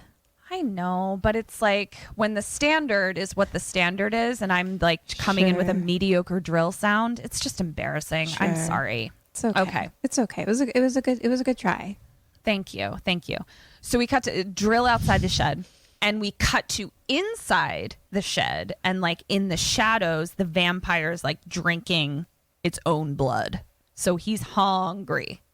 And you know, I get hangry. I get what that is like. Ooh, me too, girl. So yeah, who do you think gets hangrier? You or me?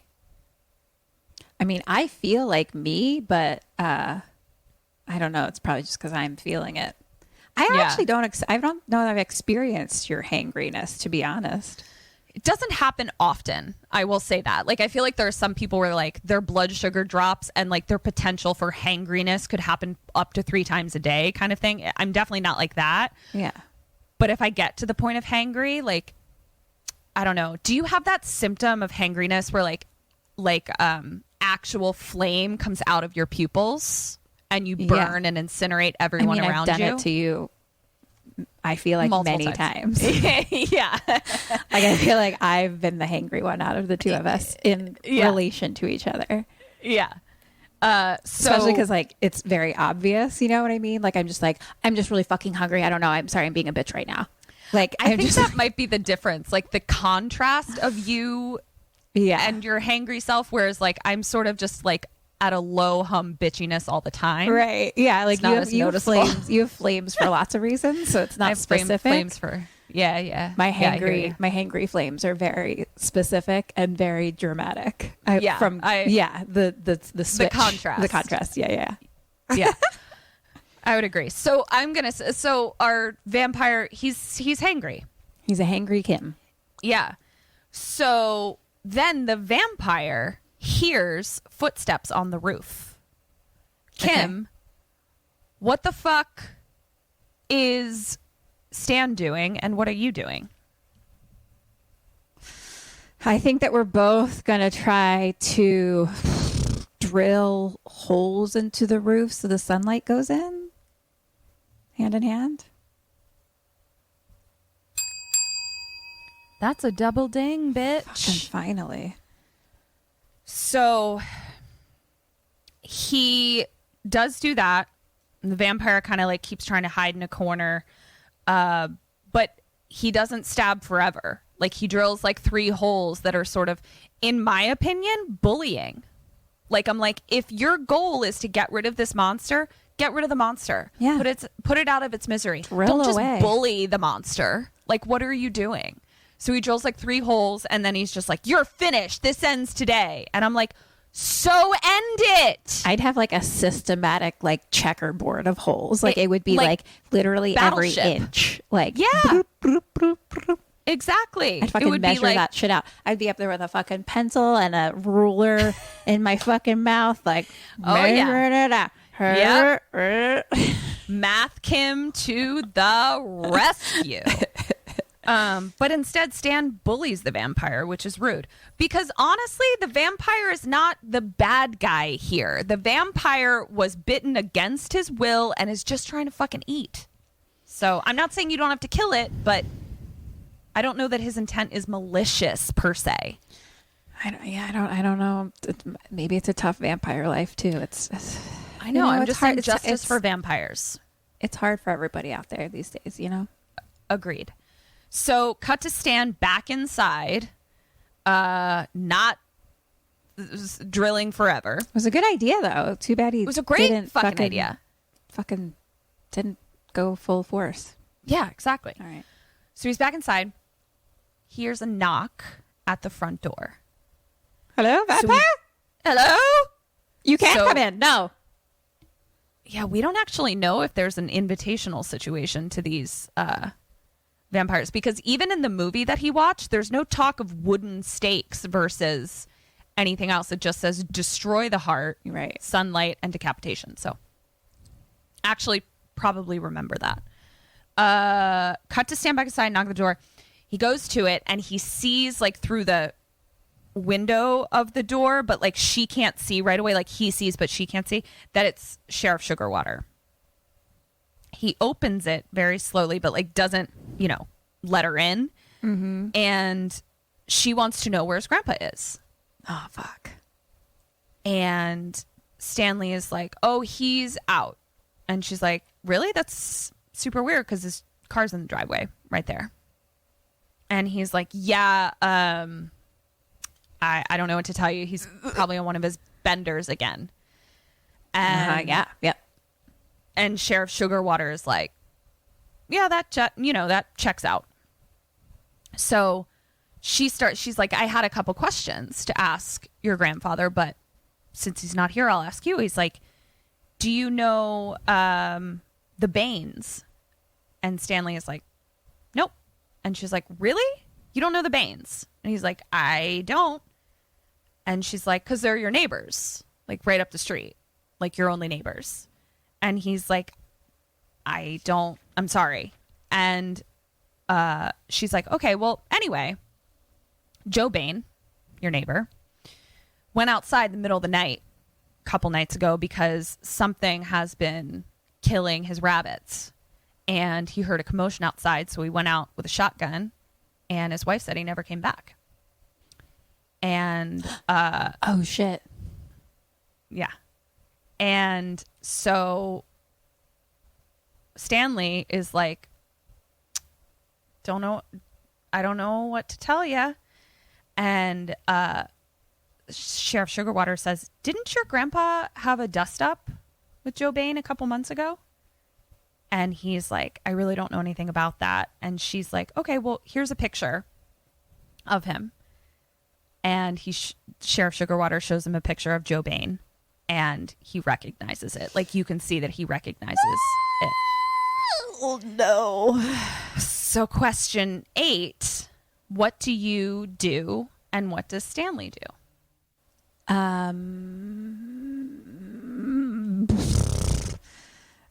I think he just keeps, so he recognizes the picture.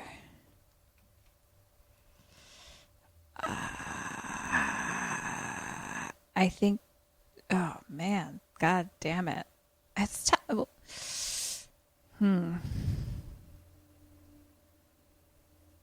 So, if Mr. Bain is the vampire in my shed, but like, I didn't hurt anyone. You didn't. I mean, The cops that's the don't truth. trust me ever, though, or believe anything I say. But They like, don't trust you. But there is still currently evidence of a monster in your shed. Right. Oof. It's tough one. Tough. It is a tough Tough. one. Tough. Because it does require you to like take a risk and trust the cops. And those are like two things, Right. you know, that are going to be hard to do. I think he's going to keep deny. I think I'm going to try to tell Sugarwater. Because it's all there. Like, I'm not, you know, they let him out. It's not like he's going to be a normal person or anything. Right. Like, Yeah, exactly. like that I'm keeping in the shed. So, I gave you a ding for that because like I feel the same way. Like I sort of had a conversation in my head as Stan where I was like, okay, I have something to tell you. Let me start from the beginning. I haven't called you up to this point because I think once I tell you the story, you'll understand that I was a little confused and concerned about what I should do. Like I would try that at the very least. yeah. So double ding for that. He just says, I don't recognize that person. So, which remains suspicious to her because it's a very small town and he has a neighbor that he's claiming he's never seen before. Right. Yeah. So Stan tries to get her to leave to be like, I have to go to school. But she pushes in the door and she's like, oh my God, no, that's perfect. You're not going to be late to school because I'm going to drive you. And he's like, cool. Let me get my books. So he goes upstairs to get his books and Sheriff Sugarwater looks around the door and sees Grandpa's cane on the floor. Oh, no. So Sheriff Sugarwater drops him off at school and she's like, we're here. And Stanley's like, what? And she's like, we're here. We're at your school. You can get out now. And he's like, oh, yeah. Sorry. And she's like, and if you think of anything that you want to tell me, just let me know. And he's like, yep, cool, bye. So now we cut to Roxy at her locker and Stan walks up to her and she like grabs his face and she's like, oh my God, what happened? Because he's like black and blue and has that cut on his face from sleeping with a knife. Why is he black and blue? Oh, that's a residual. His grandfather kind of roughed him up in one of the scenes earlier. So he like kind of had a little bit of a black eye, but it's mainly like the cut on his face. Oh, okay. She's reacting to. But this whole movie, he's got like a little bit of like a little bit of a bruise right here on the corner of his got eye. you. Not super relevant, but. And so she's like being really tender and like, what happened to your face? Like she clearly really cares a lot about him. And at this point, Marble walks up and interrupts. And he's like, hey, Roxy, you left your panties at my place last night. Shut up. Exactly. And Roxy's just like, screw you. And he's like, I already did that twice. Ugh, what a dick. Such a dick. And so Stan at this point comes at him, like gets up in Marble's face. And Marble is just like, don't worry, dude. No need to get aggro. Like, you can have her. I'm done with her. Just know that you'll be having my sloppy seconds. What a fucking dick. Feed him to the vampire. Fucking dick. Yeah, at this point, I'm just like, Dom, we're going with your plan. Plan B is in effect. Like such a trash person. And then I also just, as a older woman now, like now I think about like even the insults that are hurled between boys at that age are either like, you're a pussy, which is an insult if you do anything effeminate. And also the girls, the way to insult you is to like suggest that a girl that you want to belong to you doesn't belong to you. Right. Like it's just so fucking insidious. Because women are property. Exactly. Like it's just so fucking insidious. And you realize, especially because we're able to like roll our eyes at what the bully says, like we're just like, heard it, just shows like how ingrained it is, and just like this is how we've heard bullying to be all of our lives. Right. Yeah. You're weak if you're feminine. Feminine characteristics are weak, and women are property, and blah blah blah. Yeah. So where am I? The world is garbage. Okay. I was actually, this is a super side note, but I was watching Love Island. Sure you were. And of course. By the way, if I get any more attitude, Miss Burns, no Love Island tonight. Time out and no Love Island. Okay, Mom, you're the worst. Yeah, try me. Love Island's my favorite. But Tell me one of about the Love guys Island, gets sweetie. fucking, basically he gets his feelings hurt. And so he reacts like a child and just gets angry. And he's like, whatever. Because there's like another guy involved now with like the girl he likes. And like, he's like, whatever. He can have her. He can take her, whatever. And one of the other girls like stands up and is like, you need to understand that this is about your behavior, not about them. And she's like, she is not anyone's. She gets to make the decision who she wants to be with. You don't just get to like give it. She's not to give and take. And I was like, Wow. snaps, queen. Good job. I love It was that. great. That's such an important message that Yeah. is And he not was said. very unself-aware. Like he was just could not understand that he was like in the wrong for so much of it, you know, not even just that Really? statement, but the whole part, like just the way his Yeah. behavior was like, it was just very childish, but it was like very unself-aware because he's like, I'm not the one doing anything wrong. And it's just like, dude, chill. Like he couldn't just be man. like, ouch, that hurt my feelings that she's interested Right. in someone else. And like, now I'm, yes. you know, Yeah. anyway, Oof. Yeah, man. you know, fucking just Teaching boys how to have feelings. And I don't hashtag Love Island, you know, Yeah, that's what they're there and- for.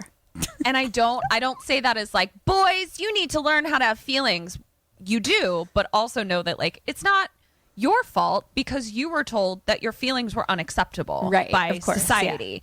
You're a victim of the patriarchy as well. Yeah. So if y'all want to come burn it down with us, Yeah. You're there- welcome. like there's something in it for you too. I love boys great. with feelings. They're Me my too. favorite.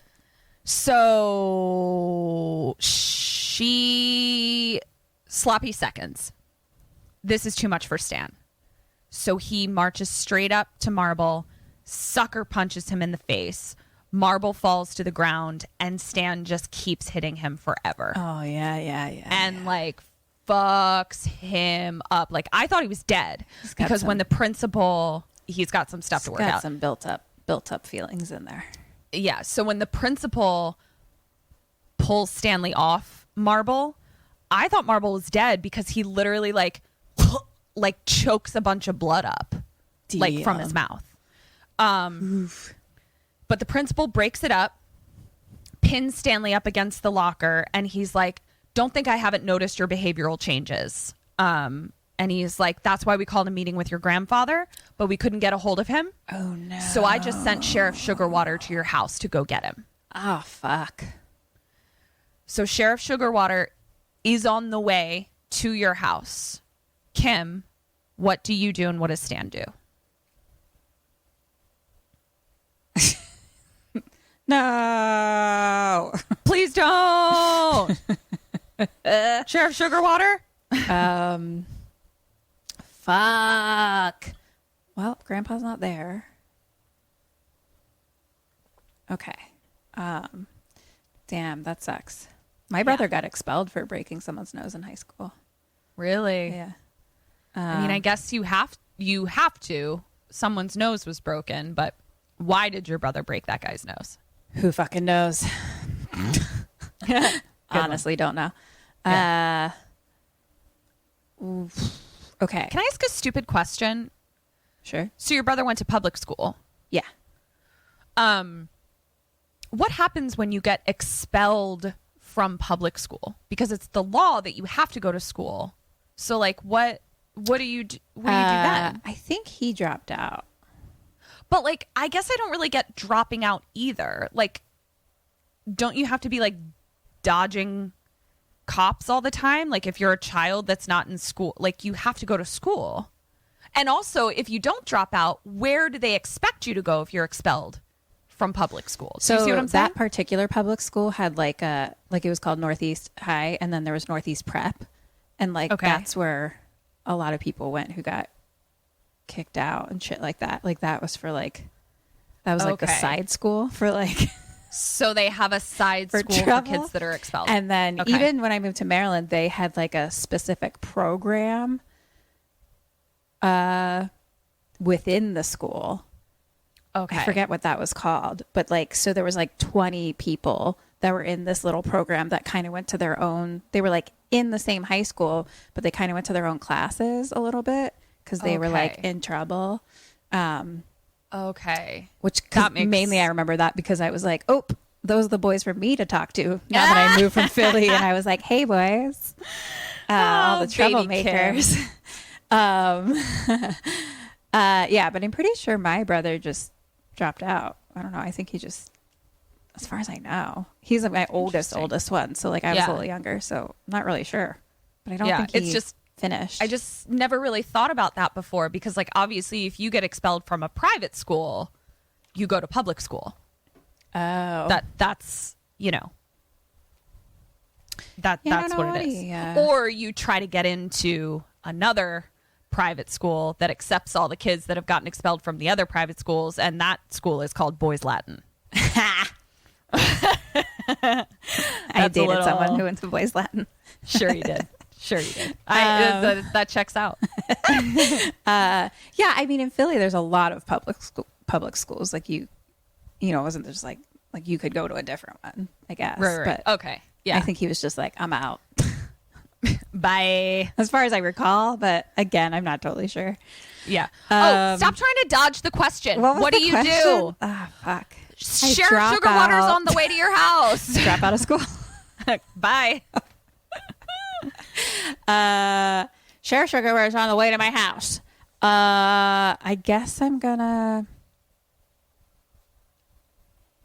I think I'm gonna go home. Is this Me. you? Okay. Just because I'm concerned that she might start to open up some Russian dolls and then like get vampired herself, like just get attacked or whatever.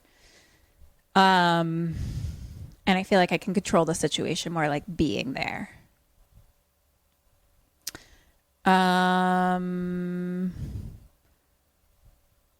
He is I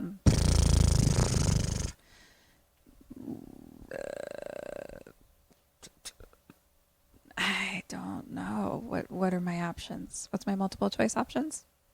You fucking cheater.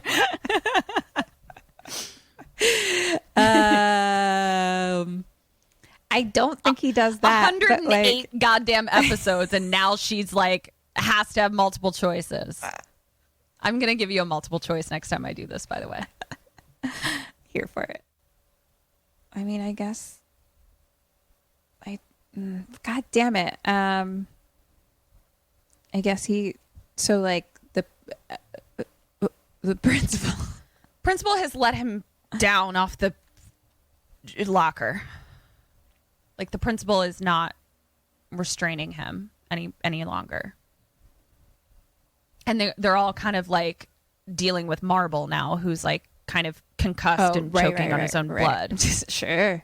I think he's going to ditch school and run away somewhere else. That's 1.5 points. So 1 point for him. He hears this, and we get a whole Ferris Bueller montage of him running while the sheriff is driving, and him like jumping over things and running through the neighborhood trying to get home before Sheriff Sugarwater does. Love it. Yeah. Here's why I gave you a 0.5 point for you. And this actually just occurred to me as you were talking. Totally understand your idea of like, I can control the situation, warn her, all that kind of stuff if I get home. Here's the other side of the coin. If she goes into that shed and gets murdered by that thing, you have an alibi if you stay at the school in the principal's office waiting for your grandpa. That you know it wasn't you.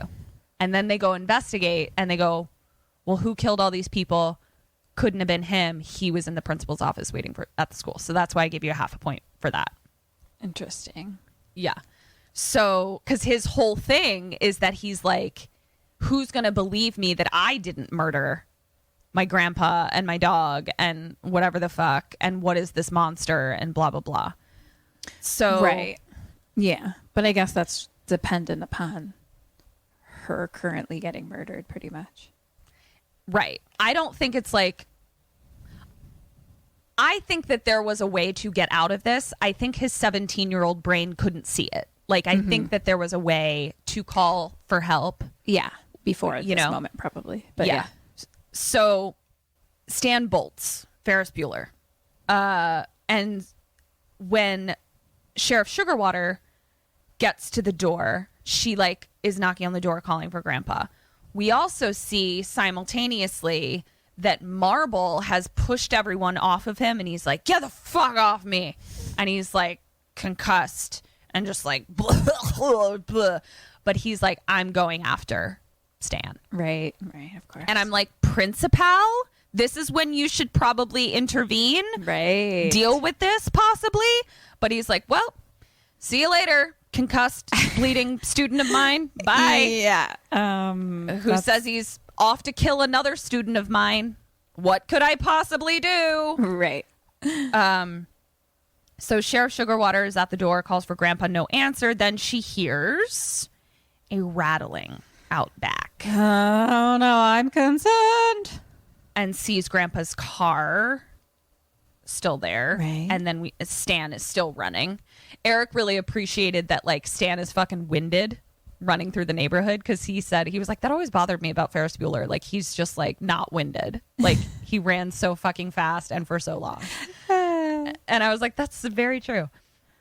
So Sheriff Sugarwater sees the chained up shed, and she thinks Grandpa's in there, obviously. Like a fucking boarded up shed. Where's your grandpa? I don't know. His car's still here. His cane's on the ground. Like, this fucking kid boarded up his grandpa in the fucking shed. Right.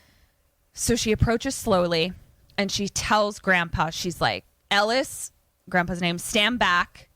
I'm going to shoot. Basically, she's going to, like, shoot part of the door off, sort of thing. Okay. And she hears a very faint, help me. Here comes Stan, winded as fuck, running around the front of the house.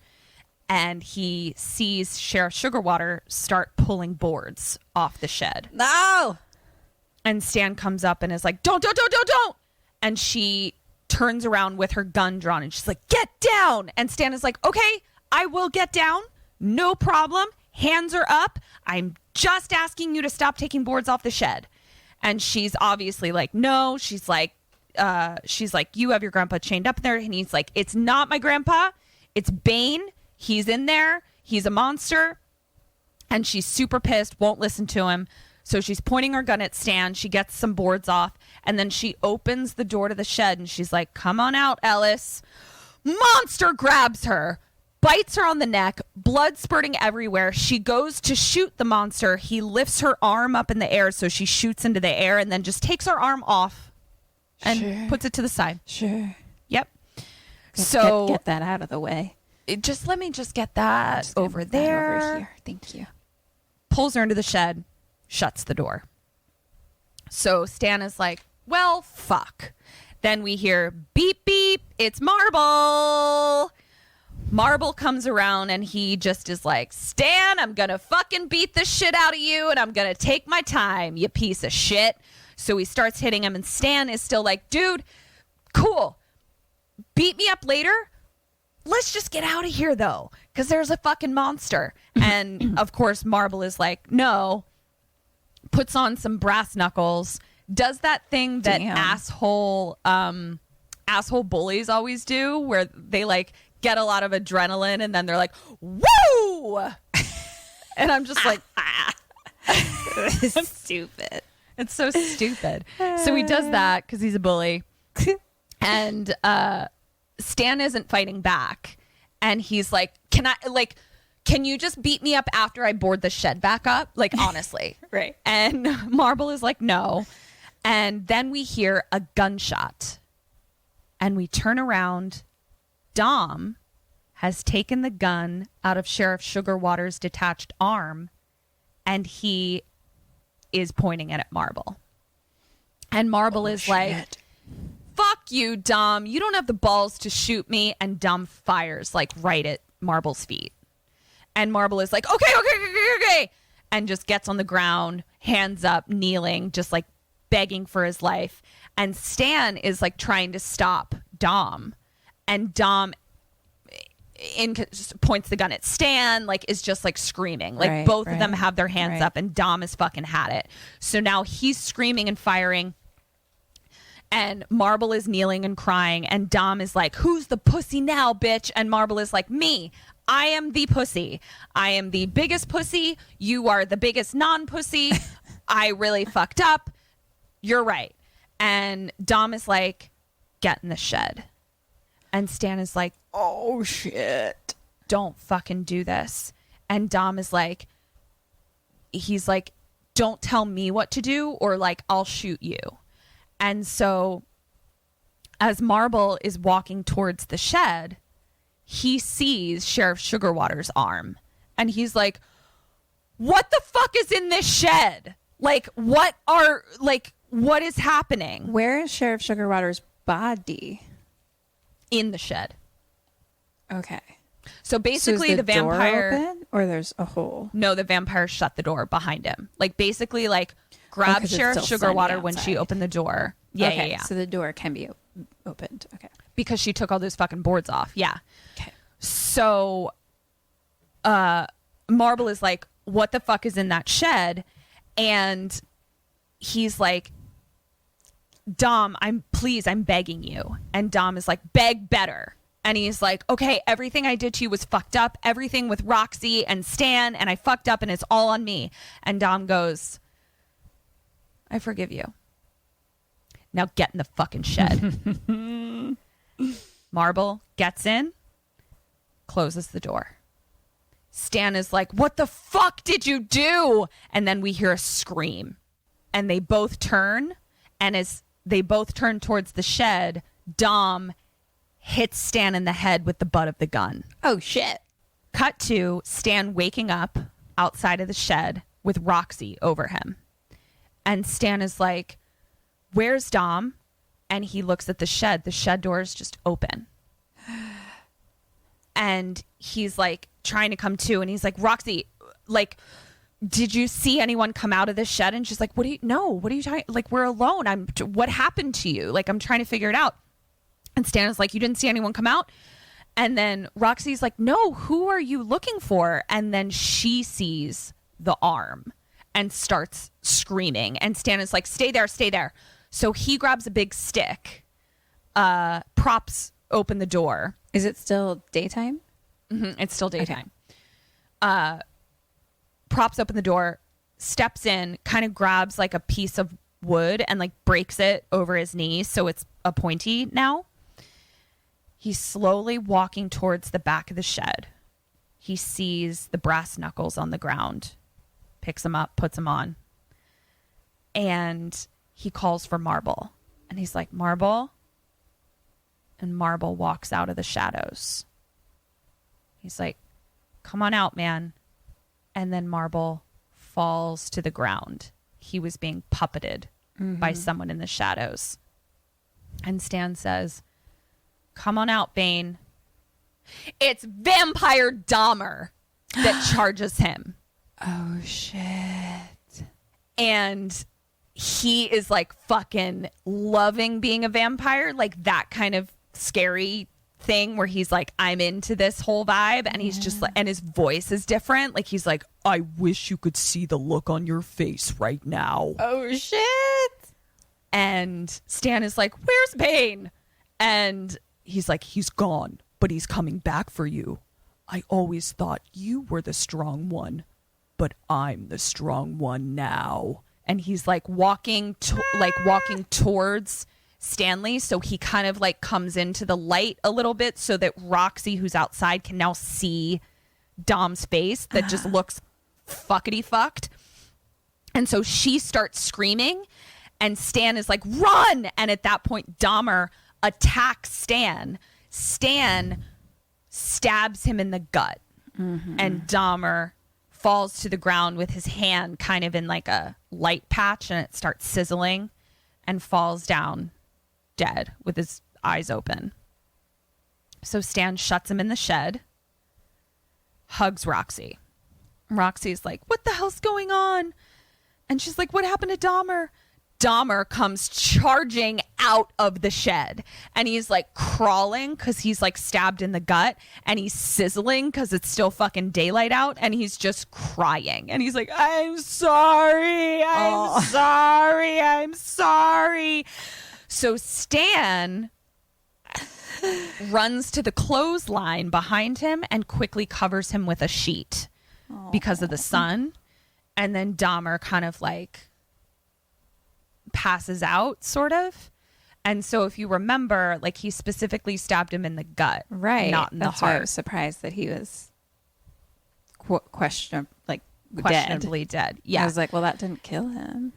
I actually wrote that too, like thinking like, oh, they fucked up. They didn't. And then I was like, oh, they didn't fuck up. I just had to wait another 30 seconds. So puts a blanket over him and they hug again. The sun is almost down. Now, remember at the beginning where I was like, the sun rises lickety split and it goes down for 6 hours. Right. Because like it is sunset, okay? In this shot, it is sunset. But we have an entire montage where they do about 6 hours of boarding up the housework in about a 30-second montage. Okay. And by the time they're done, the sun still hasn't fully set. Right. But they like literally like move Sheriff Sugarwater's car, move Marble's car, boarding up windows, whittling weapons, multiple whittling of weapons. Right. And like lighting a fire in the chimney. And then they're just like, okay, done with their 6 hours of work in 6 minutes. And the sun is setting. They're like inside now. And Roxy is like, the sun's setting. So all three of them are, or Roxy and... No, I'm sorry. I wrote this down. I thought I said it. They put Dom's sheet-covered body back in the shed. Okay. And then Like Roxy and Stan do all of that. Exactly. Okay. Yeah. And Stan is like, I feel like this is all my fault. Because he's like, I knew what Dahmer was going to do. And like, I didn't try hard enough to stop him. He's like, maybe there was a part of me that like wanted him to do it. Right. And he tries to get her to leave. He's like, you know, the sun's almost down, so leave. And I'm like, just sit tight. Like if the sun's almost down, like just sit tight. And that's why I wrote, I feel like the sun has been setting for 13 hours. And she's like, it's not your job to look after me. I'm here with you. So we cut to the sun having set, and then we see in the woods on the perimeter of the property, Bane sits up from underneath a tarp. So now we cut to Roxy cleaning blood off of Stan's head badly. That's for another time. I have a problem with the way people administer first aid in movies. It is the most unrealistic thing. I guess it has to do with like it's makeup, so you can't actually rub the makeup off, but let's figure it out, people. Right. So they kiss, and then they hear a bang on the door. And we hear, "Come out here, pussy." It's the other fucking two bullies. And they're like, "We know Marble's here. His car's outside." And they're like, "Nope, he's gone. We've got bigger problems, bullies. This is like a fucking Milton situation in The Frighteners where I'm like, dudes, get your own story. So they're like, "Let me in." And so bully number 1 is like really aggro at the door, like, "Let me the fuck in. 3, 2, 1." And bully number 2 is like, "I think we should just get out of here, dude. Because there's like some sort of like weird figure that's like standing right behind us, like in the woods. I think we should probably just bail." Oh, shit. And bully number 1 is like, "Not until we figure out where Marble is." Ugh.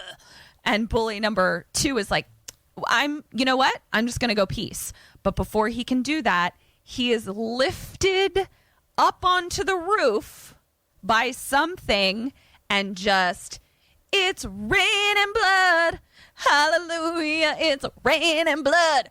And that at that point, bully number 1 is just like, "Actually, can you just let me in real quick, please? Because can I just come in though? Because of what is happening?"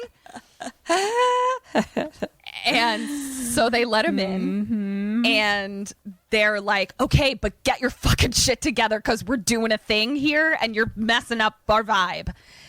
And they're like, "You're going to be dead like Marble." And bully number 1 is like, "You killed Marble?" And at that point, the power goes out. And they're like, fuck. And so bully number 1 is like, "Okay, I'm concerned." And Stan and Roxy are like, "Don't worry, we boarded everything up." And they're like going through, and she's like, "You got the basement? Check. You got the this? You got the this?" And he's like, "You got the attic?" And she's like, "Attic?" And he's like, "Please tell me you got the attic." And she's like, "You didn't tell me to get the attic." And he's like, "I told you to get the upstairs. The upstairs has an attic." And she's like, "I didn't know." And then they hear footsteps above them. God damn it.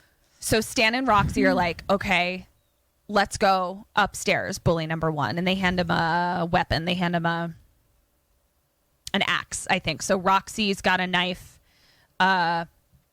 Stan has a bat, and bully has an axe. And they go up, and bully's like, "How about I just stay down here and play lookout?" And he's like, and Roxy just goes, "Yeah, why don't you stay down here alone and play lookout? That sounds like a great idea." And he's like, "Okay, never mind."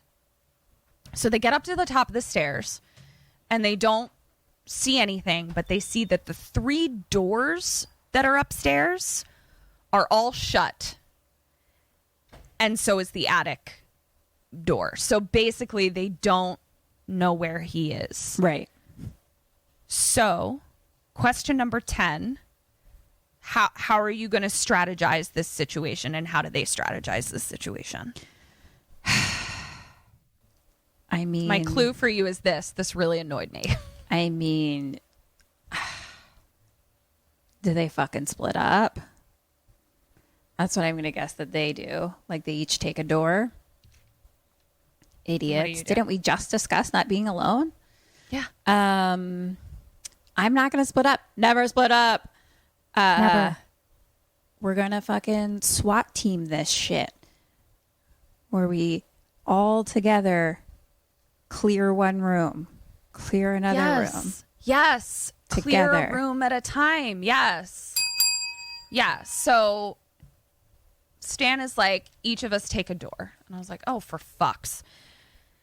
So they, they're like, "We'll each take a door and then we'll all go up to the attic." So they're trying to clear each room individually. Stan with a flashlight goes into Grandpa's room with his flashlight and bat. Roxy goes into Stan's room with a knife. Bully goes into another room where on the other end of the room, a shutter is banging in the wind to the outside. And he has an axe. Now we cut back to Stan's room and we see that there's a shotgun on the wall. Cut back to Roxy's room. She looks under the bed, nothing. And then she sits down on the bed.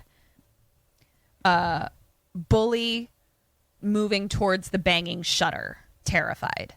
At first I was like, just leave the shutter. And I was like, oh no, it's open to the world. So he's like, I have to shut it. I didn't catch that right away. Then we cut back to Stan. He grabs a shotgun off the wall. Then we cut to fucking Roxy, and she's sitting on the bed in an emergency looking at pictures that Stan has on his fucking wall. So that's kind of why the montage of her as a sexy vampire annoyed me, because they just didn't give her a ton of, like, really, she's going to look at pictures during an emergency? That's what you think is on her mind right now? Yeah, her character development is... Yeah, so I was just a little annoyed at that. Back to the bully, he finally closes the shutter, but then we see that he's stepping on broken glass from the window inside. And so he's backing up. Bully vampire! The one that was pulled onto the roof is now a vampire. Gosh. Yeah. Too many vampires. Too many vampires. So now we cut back to Roxy smiling at the photos. Right. And we see someone behind her. Vampire Bane grabs her by the mouth and pulls her up into the attic. Stanley goes to be like, Roxy! And his path is blocked by not one, but two bully vampires now. Oh, no. So Stan goes back into his grandpa's room, shuts the door, pulls the shotgun off the wall, and finds the ammunition box and starts loading the shotgun. This is where I was like, we need to learn how to load a shotgun, because it looked like it took time and had to do things. So let's figure that out. Bully 1 is axing down the door. Stan's loading the gun. Just as Bully Jack Torrance is through the door, Stan fucking puts the shotgun in Bully Vampire's mouth and shoots. So it shoots Bully Vampire's head off, but then also shoots through him at the other vampire. Oh. Yeah. Two birds with one stone. Exactly. So cut to Bane in the attic, attacking Roxy. Stan gets there and says, let her go. And he does. He lets her go. I was like, oh, this vampire just needed to be spoken to sternly. Okay. Stan has an axe in one hand from the bully vampire and a shotgun in the other. So he fires the shotgun as Bane is walking towards him, misses. Vamp super speed charges at him, grabs the gun, and throws it away. Ah!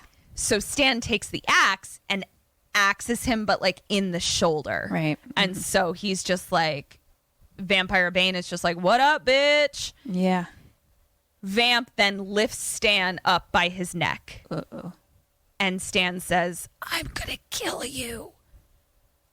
Kim, question number 11. What do you do and what does Roxy do? I'm Roxy. Yes, ma'am. Do I still have my knife? Mm-hmm. I'm going to stab the vampire through the heart from the back. Okay. And she's going to do the same, hand in hand. 1 point. Very close. Yes, stab him through the heart, destroy the heart. She picks up the shotgun that's just been thrown off to the side. And she is like, not tonight, asshole. And she aims. Bane throws Stan away when he sees that she has a shotgun. She fires and just kind of blows his side face off. Right. The old side face. And the old side face. And he just doesn't care. And he's like, axe in my shoulder, side face gone. I don't give a fuck. Living my best vamp life. Mm-hmm. And so she tries to fire again. She's out of ammunition. So it's just her clicking, and like the gun is like up against the vampire's chest as he's just walking slowly towards her like a real fucking dick. And so Stan then wakes up from being like knocked out or whatever. Question 12, what do you do and what does Stan do now? Stan is going to and me hand in hand. We're going to grab the axe and decapitate him. 1 point for you. Yeah, let's just Guys, let's just go straight for it. Instead, he takes that knife out of the bullseye, Right. and he throws it Right. across the room. Right. But he misses and he hits Roxy. But he was a bullseye knife thrower. I guess not all the time. 2 out of 3, I guess. God damn it. So she's like, ow, shit. And Vamp charges Stan super speed again, about to bite him. Question 13. What do you do and what does Roxy do now? I have killed this motherfucker so many times. You have. Okay. Where did the knife go that just hit me? Is it in me? It's in you. Okay. I'm going It's in to you. take it out and stab this motherfucker in the heart. Hand in hand. Guys, Yes. get it together. She did a little flippy flop. Now she picks up the axe and decapitates him Okay. Fair. and chops his head off. And she gets she gets all the one-liners because she goes, "Heads up, motherfucker," and chops his fucking head off. Good Lord. So I'm like, how's your chest shoulder though, ma'am? Because then he's decapitated. Then they're just kind of standing there and like holding hands. And I'm like, are you not impaired or dead or anything? Like, you're just chill, I guess. So they hold hands looking at the vampire. Question 14. All of the vampires that were in the house are dead. Okay. Okay. Last question. What are you going to do and what do they do? Oh, God. Your hint is, this is what I would have done in the very fucking beginning. I hate when your hints make it harder for me. I'm going to give you, I can't wait to make multiple choice for you next week. Like you think those are going to be easier. What do I do? What do they do? This is what you would have done in the fucking beginning. The beginning of what? The movie. As soon as I learned that there was a fucking monster in the shed. I guess they're gonna light the shed on fire. What do you do? Hand in hand. Sorry, Dahmer. Yes. So they light the shed on fire. I presume they put all the vampire bodies inside of it. And cut to them just watching it burn. Now we cut to them waking up in Marble's car. They slept in the car. I don't know why they didn't sleep in the house, but they slept in Marble's car. And we get that they are driving off because we hear them say, it'll be dark again soon. And then we hear Stan say, did you close the trunk after you loaded it? And she goes, I thought you did. And we just see the trunk open a little bit. Black. Oh, so they took Dahmer out. Yeah. Oh, shit. And he's in the trunk of the car. But I'm like, fucking Dahmer was a fucking loose cannon when he wasn't vampired. What the fuck do you think you're going to do with a vampire Dahmer, dude? He's still your best friend. That's me. You're right. I would put you in the trunk. That's true. And I'd be like, let's tame Vampire Kim. Yeah, it's just like a hangry me. All the times hangry. Well, that's true.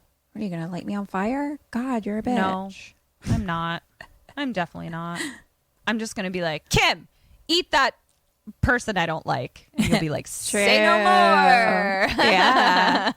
We'll just All right, let be me total your scores. best little friends. Best little angry friends. I'm a vampire, you're a girl. You're a human with a vampire friend. They're best friends. They take over the world. Do, do, do, do, do, do. Kim, you're in a punk rock band called Duh, and you're on tour. Only problem is your roadie turns into a man-eating monster after midnight. What do you do? Ah, fuck. He might be killing all of our listeners. Okay, I gotta get rid of him. I mean, honestly, here's what I'm gonna do. I'm gonna fucking strangle him with the cords, and I'm gonna stab him with my drumsticks. That sounds good to me. That's a ding for you. So, Uncle Peckerhead is from our friends over at Dread, and it is a blood-soaked mindfuck of a road movie through a post-Trumpian hellscape. Ooh. Sounds right up our alley. Where can we watch it, Bernsey? Uncle Peckerhead is available now on Blu-ray and on demand. Go watch it, you guys. Yeah! How'd I do? Boobity-boo. You did pretty well. I mean, you got almost 100% on your Dead or Alive, so that's pretty good. Wow. And then you got like a pretty good score for like you. There were like a couple ones. Right. So you got 19 and a quarter out of 28 for your questions, which gave you 26 and a quarter out of 36. Okay. Oh, I'll take it. I know. I thought So I you got did 7 really out of great. 8 Dead or Alives. That's maybe the best I've ever gotten in my life. Yeah. It has been a full-blown flippity-flop for That's these Dead or Alives. crazy. Yeah. It's been pretty bananas. Wow. So, yeah, that was The Shed. That was fun. Did you like it? I had fun. I did. I did like it. The acting of the two boys was very good. Oh, good. Did you watch Bloodline? I did. Was it one of Okay. them? No, but the kid who plays young Danny, Yes. I love him. Dahmer had so that vibe to me. Meaning, like, I think that if they both went in for the same role, the casting directors would be like, I don't know who to choose. Okay. So it's not that they so much look like each other or whatever, but it was just like that he was real. He's the one of the bullies in Summer of '84. Yes. He's yes, a very good actor. He's in He's something else in- too that I've seen recently that I don't think is horror, but Yeah. he's a very good actor. He's incredible. And then Stan, very good actor as well. All very natural, sort of slice of life realism in their choices, which is so refreshing to see in sort of these like slasher movies. Right. And even Roxy was very good, and I had a lot of empathy for her because, as I said, like, You were like sans full character development. yeah, she just wasn't. She was definitely like given a damsel in distress vibe, and Right. it could have really been that. But like as a skilled actor, I was only mildly annoyed as opposed to like throwing things, if that makes sense. Okay. So, yeah, I liked it. It was good. Fun. But yeah, I would have burned that fucking shed to the ground immediately and just been like, goodbye. And then left, I guess. No, I think I actually would have called the cops and been like, let's sit down and talk about this. Yeah, that's all I have for you. Thank you guys so much for listening. Yeah, If this you, has been. Wanna Let's. do things for us. If you want to support our show, please check out our Patreon. We got lots of fun things going on over there. We're doing some live commentary and our postmortems and merch and shit. We're planning a cool giveaway sometime soon. Yes, we are. And another way to support the show is to review us on iTunes with 5 stars. Oh yeah, please do that. And Follow us at kksampodcast Yeah. on Instagram and Twitter. You already said Patreon. Oh, come join our Facebook group, which right. we're having so much fun over there. Sammy, stay alive, maybe. Can people find our group through our page on Facebook? yeah, they're connected. Okay, I don't know how exactly, but I know that they are, but I don't know how to find it through the. Okay. Yeah. I I think if you click on the more button and then it goes to like groups, that should Okay. come up. But yeah, we love you guys so much. And I really, really, you all mean the world to us. Truly. And I love all of my Sammies, even my RIP little Sammy. Yeah, your little car, Sammy. And I love you as well. And I love you, Kim. I love and you. This has been Maud Kim Sturgeon and the Knife Girls. Yeah. So until next week.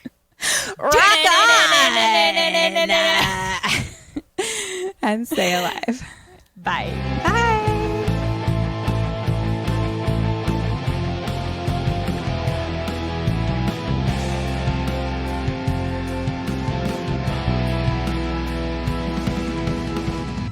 Ghosted me. I'm done.